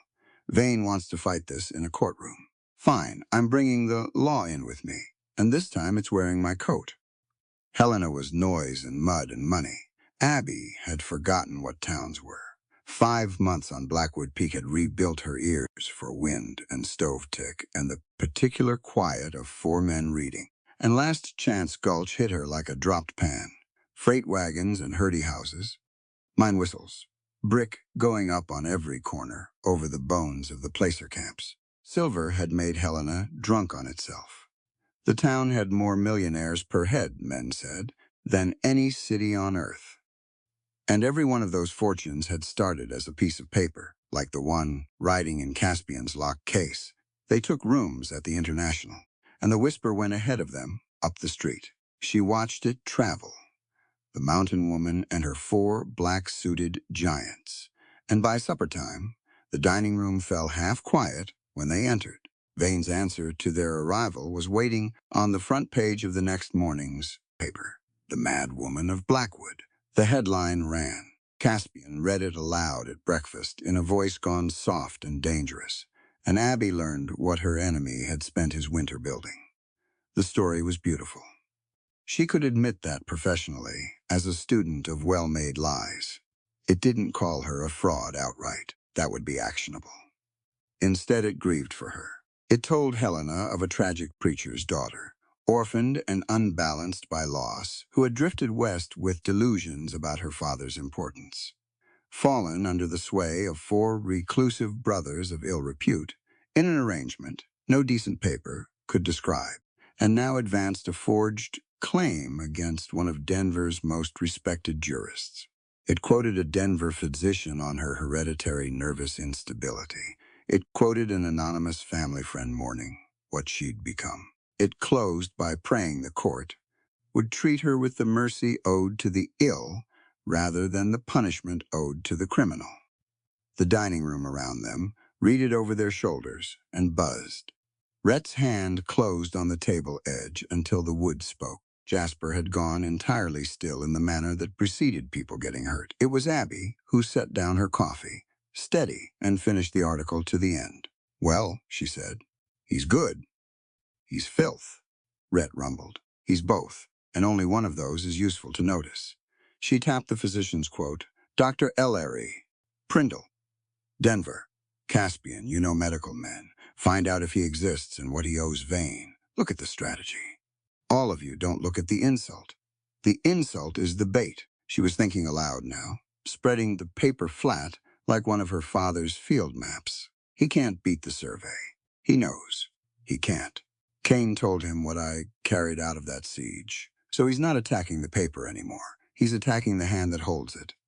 If the woman is mad, the woman's document is madness. If the woman is scandalous, the jury stops reading her evidence and starts reading her bedroom. He's trying to make sure that by the time I take the stand, Helena has already ruled." Gideon was watching her with open admiration. "You'd have made a fair marshal. I'd have made a terrible marshal. I hold grudges. What I'll make is a fair witness." She stood, folding the paper. "He wants Helena to meet a mad woman, so Helena is going to meet me first. All of me. We have 9 days. I don't intend to spend them hiding in a hotel." She spent them in plain sight. She walked Last Chance Gulch every morning on the arm of a different brother, dressed neat and plain, and let the town look until it got bored of looking and started talking instead. She visited the assay office and talked comparative ore grades with the chief assayer until the man was beaming. She attended Sunday service at the Methodist Church, sat in the third pew and sang the descant to Abide With Me in a clear, true alto, and afterward discussed her father's ministry with the pastor's wife, who turned out as pastors' wives I generally do, to command more public opinion than the newspaper. She let a skeptical schoolteacher quiz her on the survey mathematics and reduced the woman to delighted note-taking. She was gracious to everyone, mad at no one, and unmistakably, boringly, magnificently sane. Vane's second story, shocking mountain arrangement, landed in that changed weather and curdled. Helena was a mining town, 9 men to every woman. Half its marriages were arithmetic, and everyone knew it. A whisper campaign about one wife and 4 devoted brothers on a remote claim earned, from the miners at least, less scandal than envy. And the pastor's wife was heard to observe that she'd seen many a woman worse protected by one husband than that girl was by 4, and the pastor's wife outranked the newspaper. But Vane hadn't emptied his holster. On the 6th day, Gideon came back from the courthouse gray around the mouth, holding a copy of the defense's filed exhibits. "He's produced papers," Gideon said. "Commitment papers. St. Vincent's Asylum, Denver, dated 3 years back, sworn and sealed, saying 1. Abigail Vance was held 8 weeks for hysteria and delusions, released to her father's custody as incurable." He laid the copies on the table like a dead animal. It's his cornerstone. Forged survey against real survey is a coin flip to a jury of laymen, but sane claimant against committed madwoman, that's no contest at all. He's going to waive these and ask the jury which paper they trust, the one signed by a dead surveyor or the one signed by living doctors. The room was silent. Abby picked up the forgery and read her own invented madness, beautifully notarized, and felt the old cold Denver feeling. Try to come back the feeling of being a woman alone with the machinery of respectable men grinding toward her. Then she felt the room. 4 men watching her, waiting on her word, and she remembered that she'd stopped being alone the day she'd crawled out of a stagecoach into a blizzard, 3 years ago, she said slowly. He dated it 3 years ago. She looked up. And she was smiling. And it was her father's smile. The one he wore when a rival surveyor's numbers didn't close. Gentlemen, 3 years ago, I wasn't in Denver. 3 years ago, my father held the pulpit in St. Joseph, Missouri, and I taught the mission school, 5 days a week, in front of 40 children, a congregation of 200, and a church ledger that recorded my wages every single month in the deacon's own hand. She set the forgery down. Vane researched my father's death. He didn't research my life. Men like him never do. Women are furniture to them, and nobody checks where the furniture used to stand. Caspian started to laugh, low and wondering the ledgers. The school board minutes, the pay records, the parish register, 40 grown former pupils. Abby was already reaching for pen and paper. Gideon, how fast can a telegraph reach St. Joseph, and how much sworn documentation can $11 buy? For a federal case, with a marshal's signature on the request. Gideon was pinning his hat on, 20 years younger than he'd been a minute ago. Every page in that church, certified on the first eastbound train. Rhett, with me. We'll wire it in the next 10 minutes. At the door he paused and looked back at her, and the lamplight caught the star on his lapel. He built his whole case, Gideon said, on the assumption that nobody would bother to know you. He shook his head, marveling. Same mistake as Cain. It's going to be a genuine pleasure watching this town learn what that mistake costs. The trial opened on the 12th of May, in a packed courtroom, smelling of sawdust, bay rum, and money. Abby walked up the aisle with her 4 husbands around her in their black wool, Gideon's star drawing every eye and Caspian's locked case drawing the rest. And she looked across the room and saw Judge Thaddeus Vane in the flesh at last. He was handsome. She'd expected that. Silver-haired and pink-cheeked, expensively upholstered, with kind crinkles at his eyes that he must have practiced in a mirror. And he rose as she passed, and bowed to her gently. Sorrowfully for all the jury to see, Mercy itself in a $100 coat, the murderer of her father's driver, the buyer of Cain's siege, wearing compassion like a boutonniere. Abby stopped. The whole room held its breath, hoping for madness. She returned the bow, exactly as deep, exactly as courteous, and said in a voice pitched to carry to the back row, Judge Vane, I've read so much about myself lately. I look forward to the court meeting us both. And she walked on and took her seat. And behind her she heard the room begin. Very quietly, to place its bets anew, the clerk called the case. The gavel came down. The war for Blackwood Mountain had come indoors. Vane's lawyers spent 2 days building the beautiful lie, and Abby made herself sit still and study every brick of it. There were 3 lawyers, all from Denver, led by a silky courtroom duelist named Aldous Pratt, who had a voice like warmed molasses and a genius for saying vicious things regretfully. Their case unfolded exactly along the lines she'd mapped at the breakfast table. First, the property claim.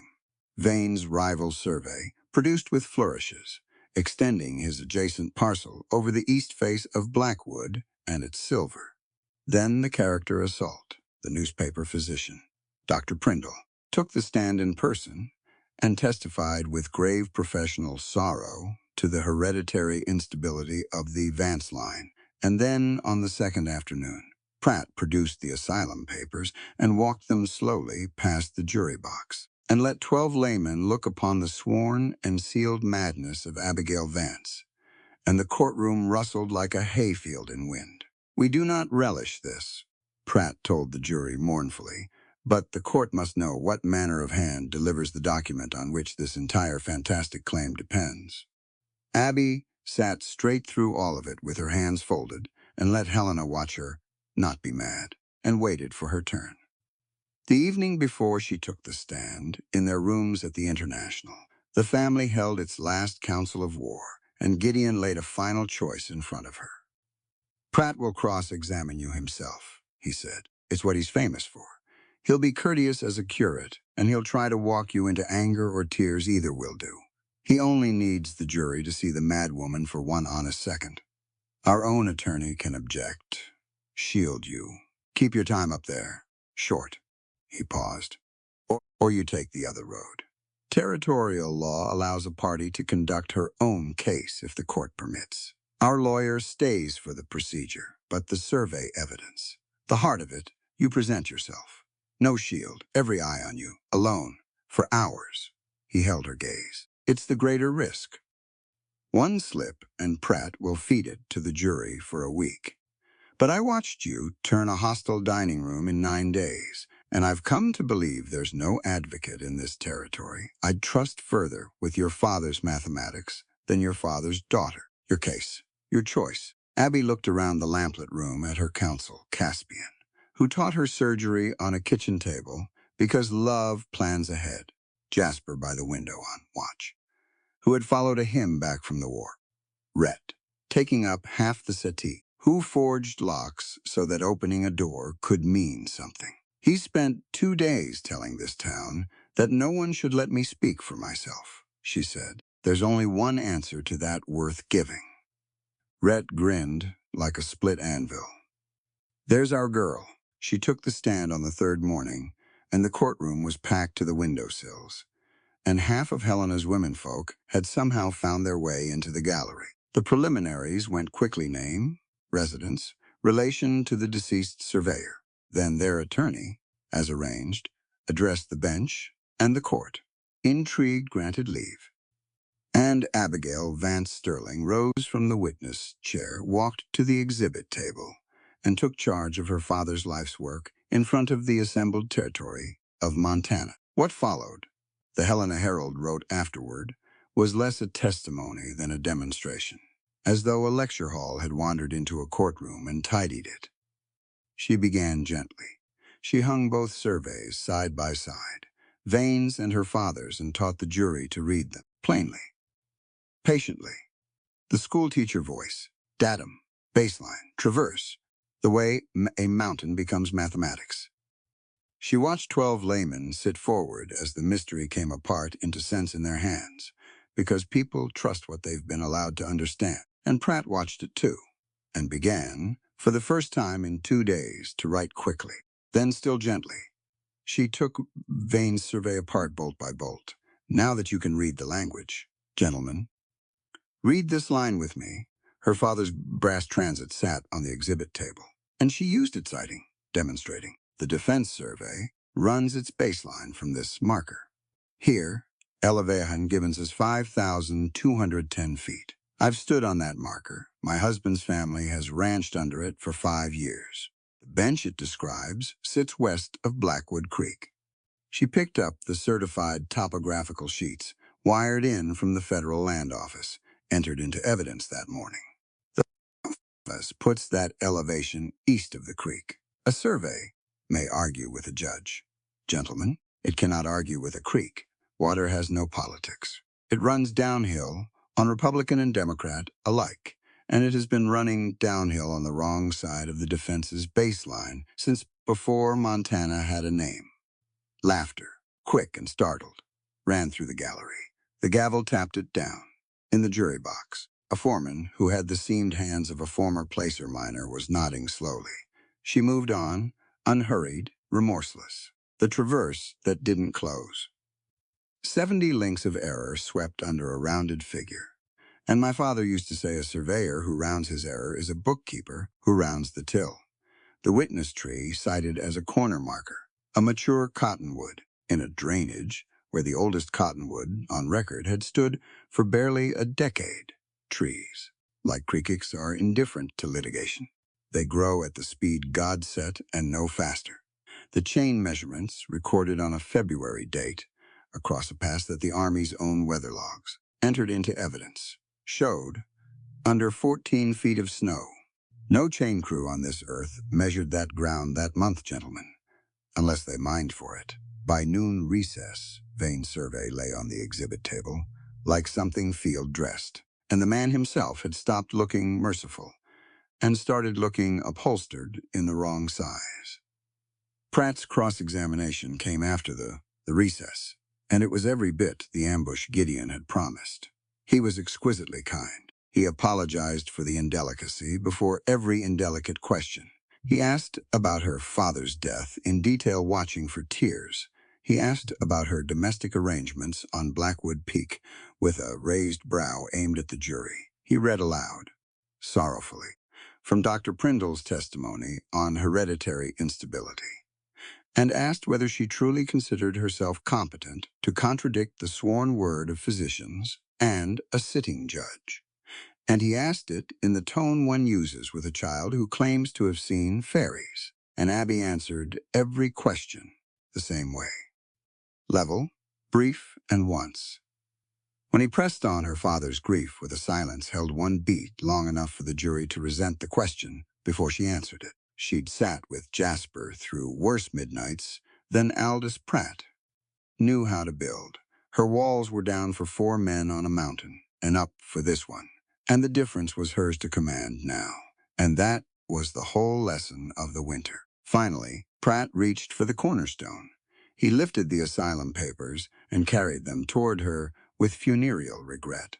And the courtroom leaned in. Mrs. Sterling, I hold the commitment record of St. Vincent's Asylum, Denver, sworn before a notary, attesting your confinement for hysteria and delusion. 3 years passed. He laid them on the rail before her. Do you deny the sworn word of an institution of healing? I do. You call these physicians liars. I call them fiction, Mr. Pratt, which is a kindness. A liar at least knows the truth he's avoiding. She turned to the bench. Your Honor, the defense has introduced these papers as its foundation. I ask the court's leave to introduce the certified records that answer them. Leave was granted. Gideon rose from the counsel table, opened Caspian's locked case, and delivered to the clerk a wrapped parcel with the seals of Buchanan County, Missouri, upon it. And Abby broke those seals in front of the jury and dealt the contents out like a hand of honest cards. The parish register of First Church, St. Joseph, Missouri, certified by the county clerk, recording my attendance and my communion, weekly, through the entire period of my supposed confinement in Denver. The wage ledger of the church mission school, in the deacon's hand, recording salary paid monthly to Abigail Vance, schoolmistress, for those same months. Gentlemen, I was apparently the first madwoman in history to teach 40 children their letters from inside an asylum 600 miles away. The minutes of the school board, thanking me by name, dated square in the middle of my alleged incarceration, and sworn affidavits, gathered by wire this fortnight, from the pastor of that church, 2 deacons, and 11 grown former pupils, every one of them attesting to where I stood in front of a chalkboard in Missouri. On the very days, these Denver papers swear I was raving in confinement. She let the documents lie in the jury's plain view, and then she picked up Vane's asylum papers, held them at arm's length, and studied them. One professional examining another's shoddy work. Whoever forged these, Your Honor, made the same error as whoever forged the survey. They were careless about ground truth. A survey can be drawn in any office, but the creek still runs where it runs. A madness can be notarized in any back room, but the woman was still standing where she stood. Paper is obedient. The world is not. She set the forgery down. The defense asks which papers this jury should trust. I ask something better. Check every paper, mine included, against the ground it claims to describe. That's not law, and it's not rhetoric. It's just surveying. And it's how my father taught me to tell truth from a well-dressed lie. The courtroom was dead quiet. Somewhere in the gallery, a woman said, aloud, "Well, my lord," and nobody gavelled her. Pratt stood very still for a moment then. Being a professional, he said, nothing further, and sat down. And the manner of his sitting told the room everything. But Abby wasn't finished. She turned to the bench. Your Honor, before I step down, I ask the court's indulgence for 1 minute more, not as evidence, as a citizen of this territory, on a matter the evidence has raised the judge. An old circuit rider, with prospector's squint lines, studied her, then glanced at the jury, who were making no secret of wanting to hear it. 1 minute, Mrs. Sterling. Watched. Abby stepped out from behind the rail. She stood before the jury box, before Helena, in her plain dress, with her father's transit gleaming on the table beside her, and she spoke without notes, because she'd been writing this in her heart since a stagecoach overturned in the snow. Gentlemen of the jury, you've spent 3 days watching two kinds of power argue. One kind bought surveys, bought doctors, bought newspapers, bought a siege crew that shot my husband through the chest on his own doorstep. And when all that buying failed, it bought papers calling me mad, because a mad woman's truth can be thrown out with her. That is one philosophy of this territory, that whoever holds the gold holds the facts. Here is the other philosophy. And I learned it from a surveyor and a Bible. So mind it comes doubly sworn. Justice does not belong to the man with the deepest pockets or the most guns. It belongs to the truth. The creek does not move for money. The mountain does not perjure itself. And the people of this territory, when you let them see the ground plainly, do not either. And one thing more, because it was put at issue in this courtroom, when the defense decided a woman's word could be cheaply bought out from under her. I speak for more than my claim today. We, women of the West, are not passive victims waiting to be saved. We are builders shaping the frontier on our own dignity and our own land. We drove the wagons beside you. We proved the homesteads beside you. We buried our dead in this ground, same as you. And we will be believed in its courtrooms the same as you. Not because we are anyone's wives or daughters, but because we showed our work. Gentlemen, I have shown you mine. I ask only that you check it against the mountain. She sat down into a silence with a held breath inside it, and then the gallery came apart. Applause, stamping the gavel hammering, the judge shouting for order with. Witnesses swore afterward, the corner of his own mouth misbehaving. The jury was out for 40 minutes, and 11 of those, the bailiff later confided, were spent choosing a foreman. They ruled for Abigail Vance Sterling on every count. The patent confirmed. Vane's survey stricken as fraudulent. The asylum papers referred, with the court's pointed language, to the United States Attorney, alongside the testimony of one Barnaby Kane, currently cooperative, on the matters of ambush, siege, and murder on Blackwood Pass.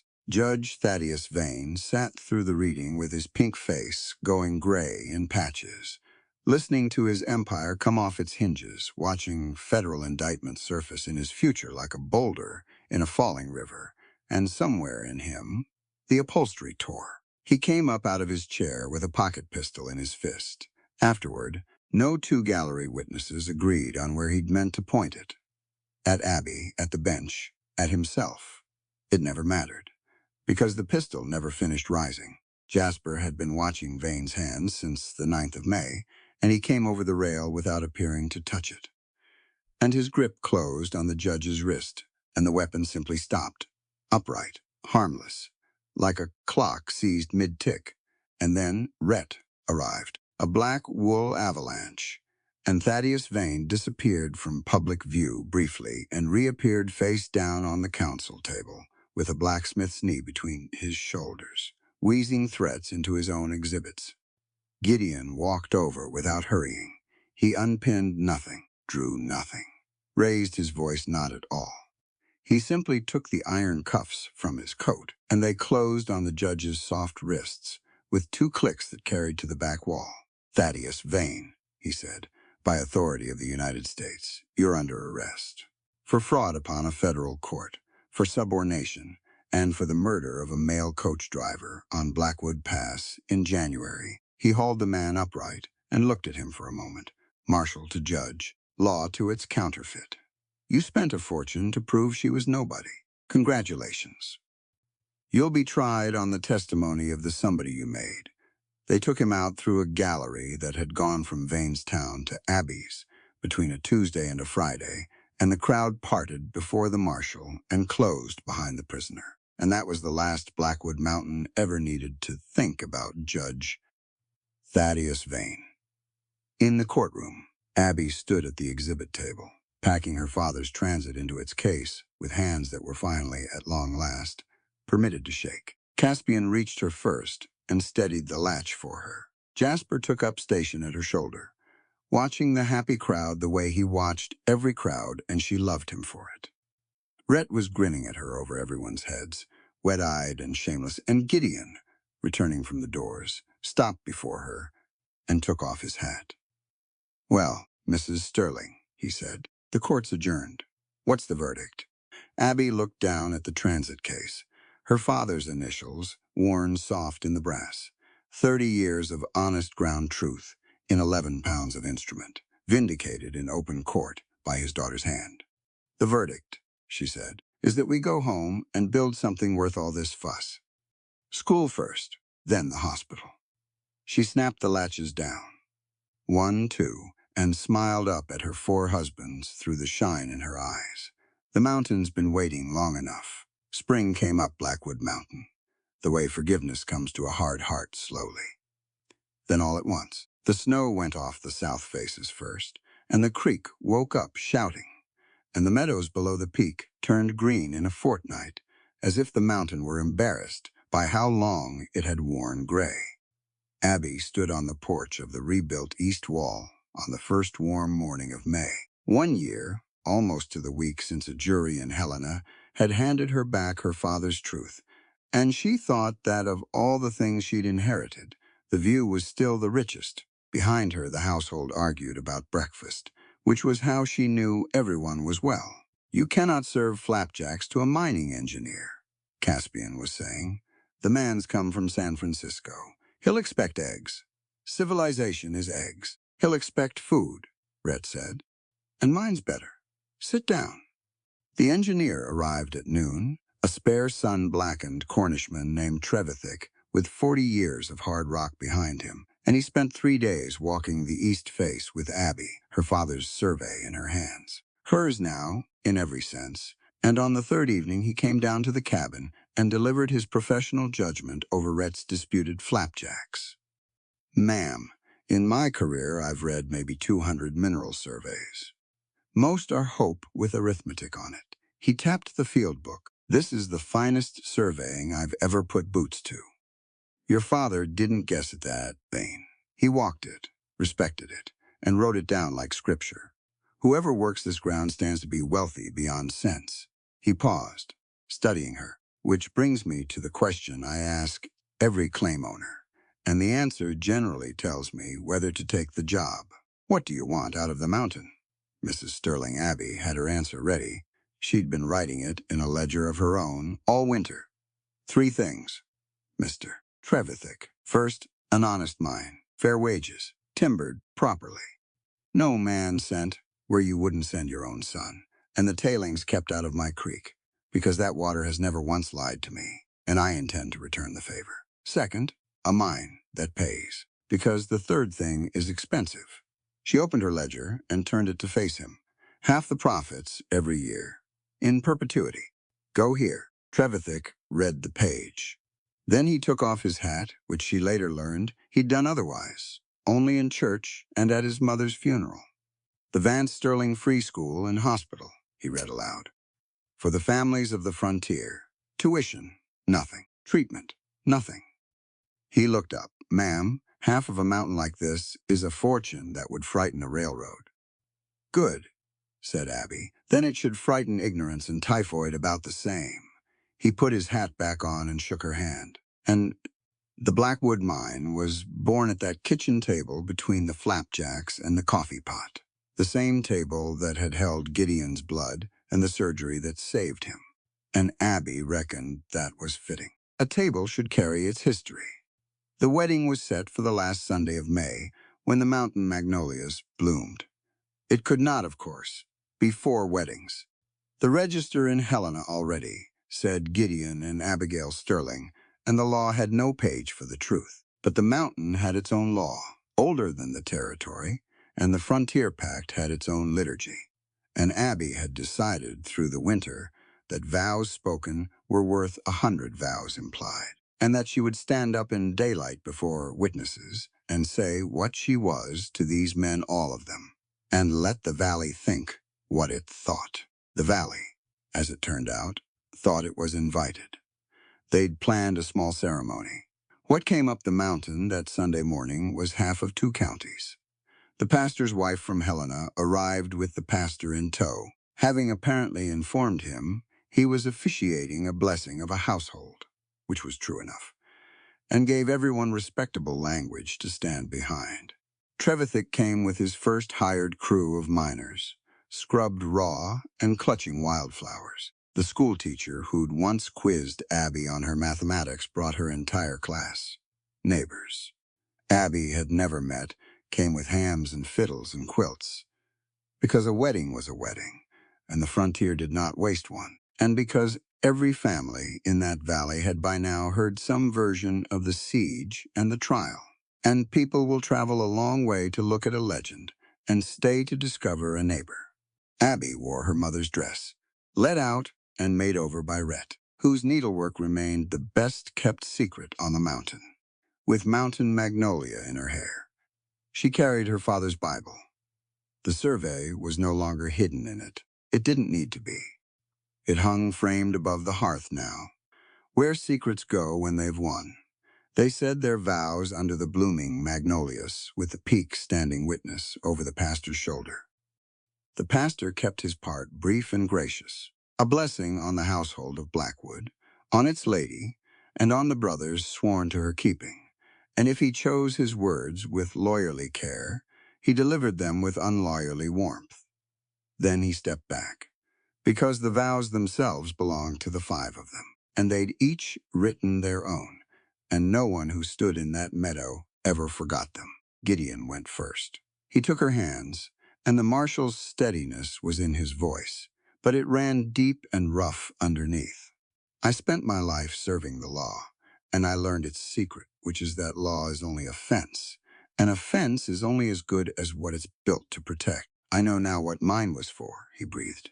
Abigail, I value my name where the world requires one, my steadiness where the ground shakes, and my whole allegiance all the days I'm given. You are the country I serve now. There's no higher office, and I want none.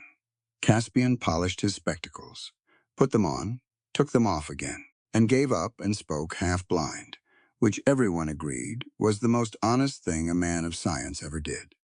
I've studied healing all my life, and you taught me the part the books leave out, that the body mends because something in it decides to live, and that deciding is a thing people can do for each other.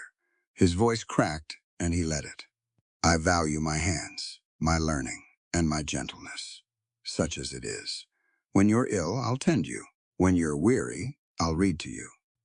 And when we're old, I will still be discovering you, because you are the one subject I've found that has no bottom. Jasper stepped forward, and the whole gathering went quiet in a special way, because everyone present knew by now that Jasper Sterling spent words like a man spending his last dollars. He looked at her a long moment. Then he said, clear enough to reach the last row. You walked toward the gun. He stopped, worked his jaw, went on. Whole life. I stood watch so nobody had to come for me. You came anyway, barefoot, singing. His eyes were wet, and he didn't hide it. So here's my vow. And it's all of it. Where you are is my post. I'll never leave it. And I'll learn every verse of every song you know. So if you're ever lost in the dark someplace, I can walk in after you, the same road you walked in after me. There was not. Witnesses reported. A dry eye between the porch and the tree line, and that included several miners who would have denied it under oath. Rhett went last. He was the biggest man in the meadow by a head, and he stood before her shy as a schoolboy, turning something small over in his huge hands. I ain't got Caspian's words or Gideon's polish, so I brought iron, because iron's honest and so are you. And that's the whole of my speech about it. He opened his hands. In them lay 5 rings, forged, not bought. Each one different, and each one works with the same pointed star he'd hammered into her deadbolt a lifetime of winters. A go, 5 points on a star. Any one alone is just a spike. Together, they hold a shape nothing bends. He slid hers onto her finger, and his hands, which she'd watched fold horseshoes, trembled. I value my strength and my fire, all my days. And I value this too, that my strength will never once be a wall around you, only ever a wall behind you. There's a difference. You taught it to me. Doors you could have kept shut. then it was hers. Abby looked at her 4 men in the magnolia shade, and at the crowd of neighbors and miners and children beyond them, and she spoke to all of it, because her vow, she'd decided, was also her sermon. The only one her father's daughter would ever need to give. I came west with everything I owned sewn inside a Bible, believing that the only safe heart was a garrisoned one. I stand here to testify that I was wrong, and gladly wrong, and wrong in front of witnesses. Laughter, warm through the tears. Gideon, Caspian, Jasper, Rhett, I vow you my whole heart with the walls down and the gate open. I vow to be your partner and never your possession, your equal and never your prize.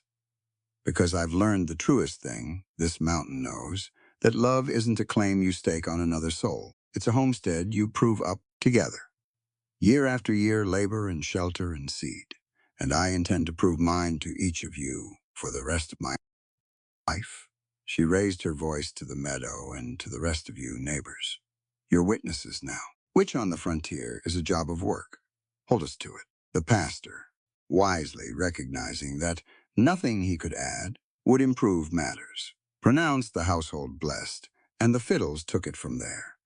They danced in the meadow until the stars came out over the peak. Abby danced with all 4 of her husbands, and with Trevithick, and with every miner brave enough to ask, and with a 9-year-old boy from the school teacher's class who informed her solemnly that when the free school opened, he intended to learn surveying. And she told him, equally solemnly, that the mountain would be waiting, and meant it with her whole chest. Late that night, when the last wagon had rattled down the switchbacks and the lanterns were guttering, the 5 of them stood together on the porch, in the smell of magnolia and wood smoke, her ring catching the starlight, 5 points. One shape, and nobody said anything at all, because after a day of vows, the silence was the sweetest one they had. The mine opened in July, and the money came like spring melt. Abby had braced for it to change them, because she'd read enough scripture and enough newspapers to know what sudden silver did to families. It changed everything else instead. The homestead grew wings, a proper surgery, for Caspian, with glass windows and a sterilizing stove, a forge for Rhett that could shoe half the territory, a horse operation under Jasper's silent genius that army buyers came begging to. Gideon kept his marshal's commission and used it the quiet way, and within 3 years the roads into that valley were the safest in Montana, and everyone knew why, and nobody said it above a murmur. But the heart of the fortune went where the ledger promised. The Vance Sterling Free School opened its doors in the autumn of 1886 in the valley below the peak. Timber framed by Rhett's own hands, and 40 children walked in the first morning, and Abby stood at the door and greeted every single one by name, having made it her business to learn them. The hospital followed 2 years after, and Caspian wept at the ribbon and then rolled his sleeves up and worked until midnight on opening day, because a rancher's boy came in with a shattered arm and grand openings could wait. They carved the words above both doors, the same words on each lintel, and Travaillers remarked on them for 50 years. Justice belongs to the truth. Dignity is never for sale. Children grew up in that valley, reciting it before they understood it, which, Abby always said, was exactly how Scripture was supposed to work. Understanding came later on schedule, usually the first time life tested it, and the years went over the mountain like weather. Children came to the homestead, as children do, dark-haired and sturdy, everyone raised by 5 parents and a valley. And if the census man ever puzzled over the household on Blackwood Peak, he was invariably fed too well to pursue the matter. The children learned iron from Rhett, and medicine from Caspian, and law from Gideon, and the whole speech of the wilderness from Jasper, who was never silent with children, which surprised everyone but Abby. And from their mother they learned surveying and hymns and the family catechism, delivered at the long oak table with its old scars showing. What do we know about walls? Walls are for behind us, never around us. What do we know about truth? check it against the ground. And what do we know about love? Prove it up. Every year, like a homestead, the mountain kept them all. It kept its promises, silver and water and timber, and they kept theirs. And the seasons turned and turned and turned. 30 years turned. Spring, 1915. The automobile came up the new graded road in a fanfare of backfires and stopped in the yard of a homestead that had grown to a compound, porches and wings and a bunkhouse. Orchards marching down the south slope, and out of the machine spilled grandchildren, city-dressed and shouting. Home from Helena for the Blossom Festival. Abby Vance Sterling, 53 years old, sat on the wide front porch in the westernmost of 5 rocking chairs and watched them come. Her hair had gone silver as the mountain's namesake vein, and she wore it loose because 4 old men preferred it that way, and she'd stopped pretending their vote didn't count. Her hands were seamed now, with the full record of her life, reins and rifles, chalk and sutures. 30 years of ledgers and 1 iron key she still kept on its cord, though the lock it fit had never once been turned against anyone in the house. There were reading glasses on her nose, Caspian's prescription, and a school board report in her lap, and she was ignoring it in favor of the view, which remained the richest thing she owned. Beside her, the other 4 chairs rocked in their own rhythms. Gideon, white-haired, straight-backed even in a rocker, was pretending to read a newspaper and actually watching the automobile with a lawman's eye, because 80% retired was as far as he'd ever gotten. Caspian had a medical journal and was arguing with it, gently now, the way old friends argue. Rhett, still a mountainside, though a mellowed one, was carving a toy horse for the newest grandchild. Shavings curling off his knife, finer work than ever. And Jasper sat at the porch's end, where he could see the whole valley, a granddaughter's cat, asleep on his lap and his eyes clear and easy, an old scout at last off duty, though the whole family knew he'd counted the automobile's passengers before it cleared the gate. The grandchildren hit the porch like a friendly siege. There were hugs and shouting, and the toy horse was presented and instantly adored, and a boy of 10 planted himself in front of Abby's chair with the family look on his face, that particular Vance Sterling look, of a question, loaded and cocked. Grandmother. Tom at school says our family's a scandal, he says. His father said so. The porch went interested. 4 rocking chairs kept rocking, but attentively. Abby took off her reading glasses and considered her grandson, and behind him the schoolhouse roof just visible in the valley, and the hospital's white gable beyond it, and the graves up on the knoll, her father's stone brought from Denver at last, and the whole green breathing sweep of everything they'd built. Tom's father is half right, she said. We were a scandal. A scandal is just a truth the neighbors haven't gotten comfortable with yet. She leaned forward. So here's what you'll tell Tom, and you'll say it kindly, because kindness costs nothing and confuses one's critics terribly. Tell him your grandmother came to this mountain with a Bible, a derringer, and a piece of paper, and that 4 men offered her a partnership when the whole world was only offering her a price. Tell him everything on this mountain, the school he sits in, the hospital that set his own broken wrist last summer, came out of that partnership, and then ask him kindly. Mind what his family's scandal ever built.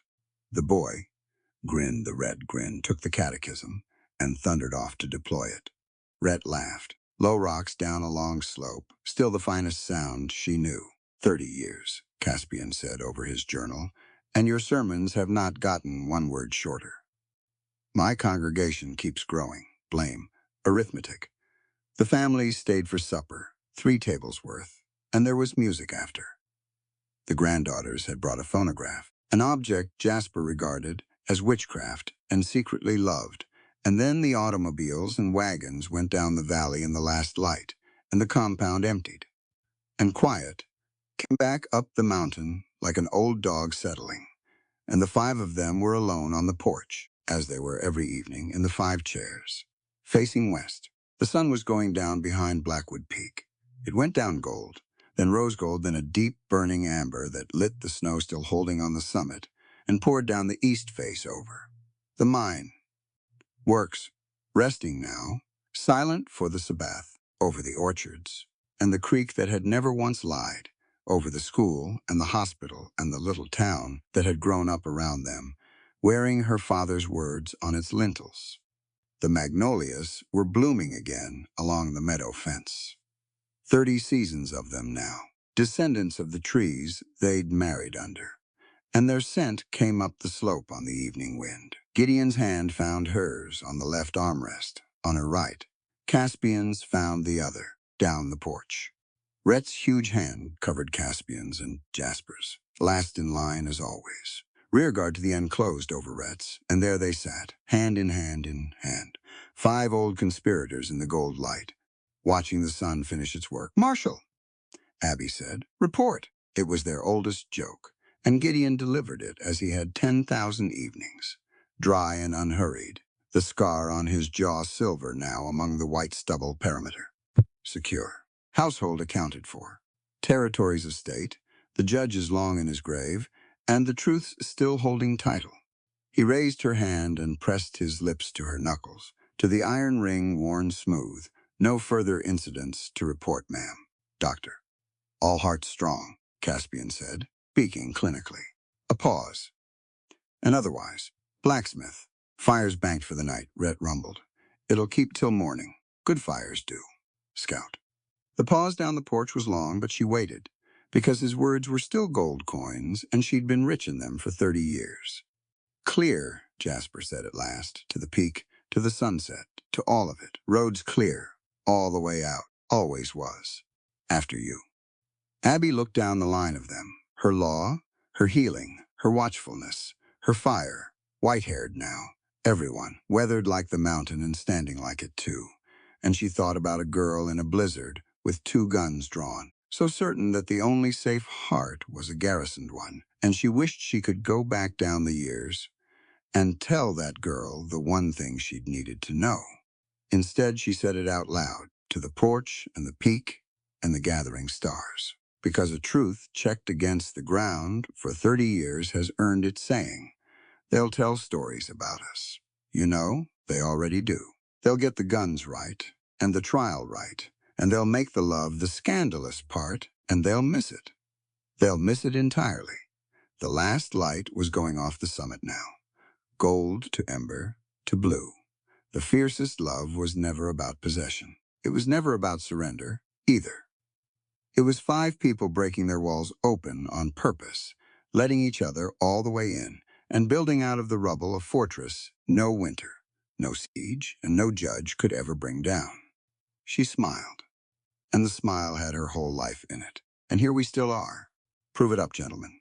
Every year, said 4 voices, easy as amen. The sun went down behind Blackwood Peak. The stars came out the way they had that night after the siege, close enough to touch. Quartz dust across the dark. In the meadow, the magnolias stirred, and up on the porch, 5 rocking chairs kept their slow, shared time, and the mountain held its family, and the family held each other, hand in hand, in hand, in hand in hand, all the way into the night. They had broken each other open, all those years ago, on purpose and with love. Everything after had bloomed from exactly there. The end. Every story about the frontier is really a story about survival, but the ones that stay with us are the ones that ask what survival is actually for. Abby Vance didn't ride up that mountain looking for romance. She rode up looking for an army, a fortress, a way to outlast a man with money and a badge and no conscience. What she found instead was something the frontier rarely offered a woman. A choice, not a proposal disguised as rescue, not a bargain where her body was the collateral. An actual, standing on equal ground choice, laid out on an oak table by 4 men willing to hand her the pen and then step back far enough to prove they meant it. That's the heart of this story. And maybe the reason these old Western tales still find us 150 years later. We tend to think of love as something you fall into, something that happens to you. But the Sterling brothers offer Abby something rarer love as a decision made and remade on purpose. Every single day. Equal shares of the work. Equal shares of the risk. Equal shares of the devotion. Nobody claiming what the others couldn't have. No hierarchy. No small print. No debt disguised as devotion. Just 4 people, and then 5, choosing each other again and again until choosing became the same thing as belonging. And notice what that choice built. Not just a marriage, not just a homestead, a school, a hospital, an orchard that outlived a judge's grave, and a family name that outlasted his forged deed. The story is careful to show us that partnership, real partnership, isn't just tender, it's productive. It's what gets built when nobody's spending their energy, guarding their share instead of growing the whole. 30 years later, on that porch, watching 4 hands find hers in the last light, Abby isn't just a woman who got lucky in a blizzard. She's proof of what happens when you stop asking people to earn a love that should have been given freely, and start asking instead, what can we build if none of us are keeping score? That's the quiet lesson underneath the guns and the snow and the silver vein, that the fiercest kind of love was never about possession, and it was never about surrender either. It was about people breaking their walls open on purpose, letting each other all the way in, and building something out of the rubble that no winter, no scandal, and no judge could ever tear down. Whatever your own family looks like, however many rocking chairs are on your porch, that part of the story belongs to everyone. Now, a quick note before we go. This story is a work of historical fiction. The characters, the homestead, the town of Blackwood Peak, and the events depicted are entirely imagined, and any resemblance to real persons, living or dead, is purely coincidental. The frontier setting and its social customs have been fictionalized for dramatic and entertainment purposes and shouldn't be taken as a factual account of homesteading law. 19th century marriage practices, or historical family structures of the American West. Viewer discretion is advised regarding themes of violence and loss present earlier in the story. Thank you for watching. We'll see you in the next one.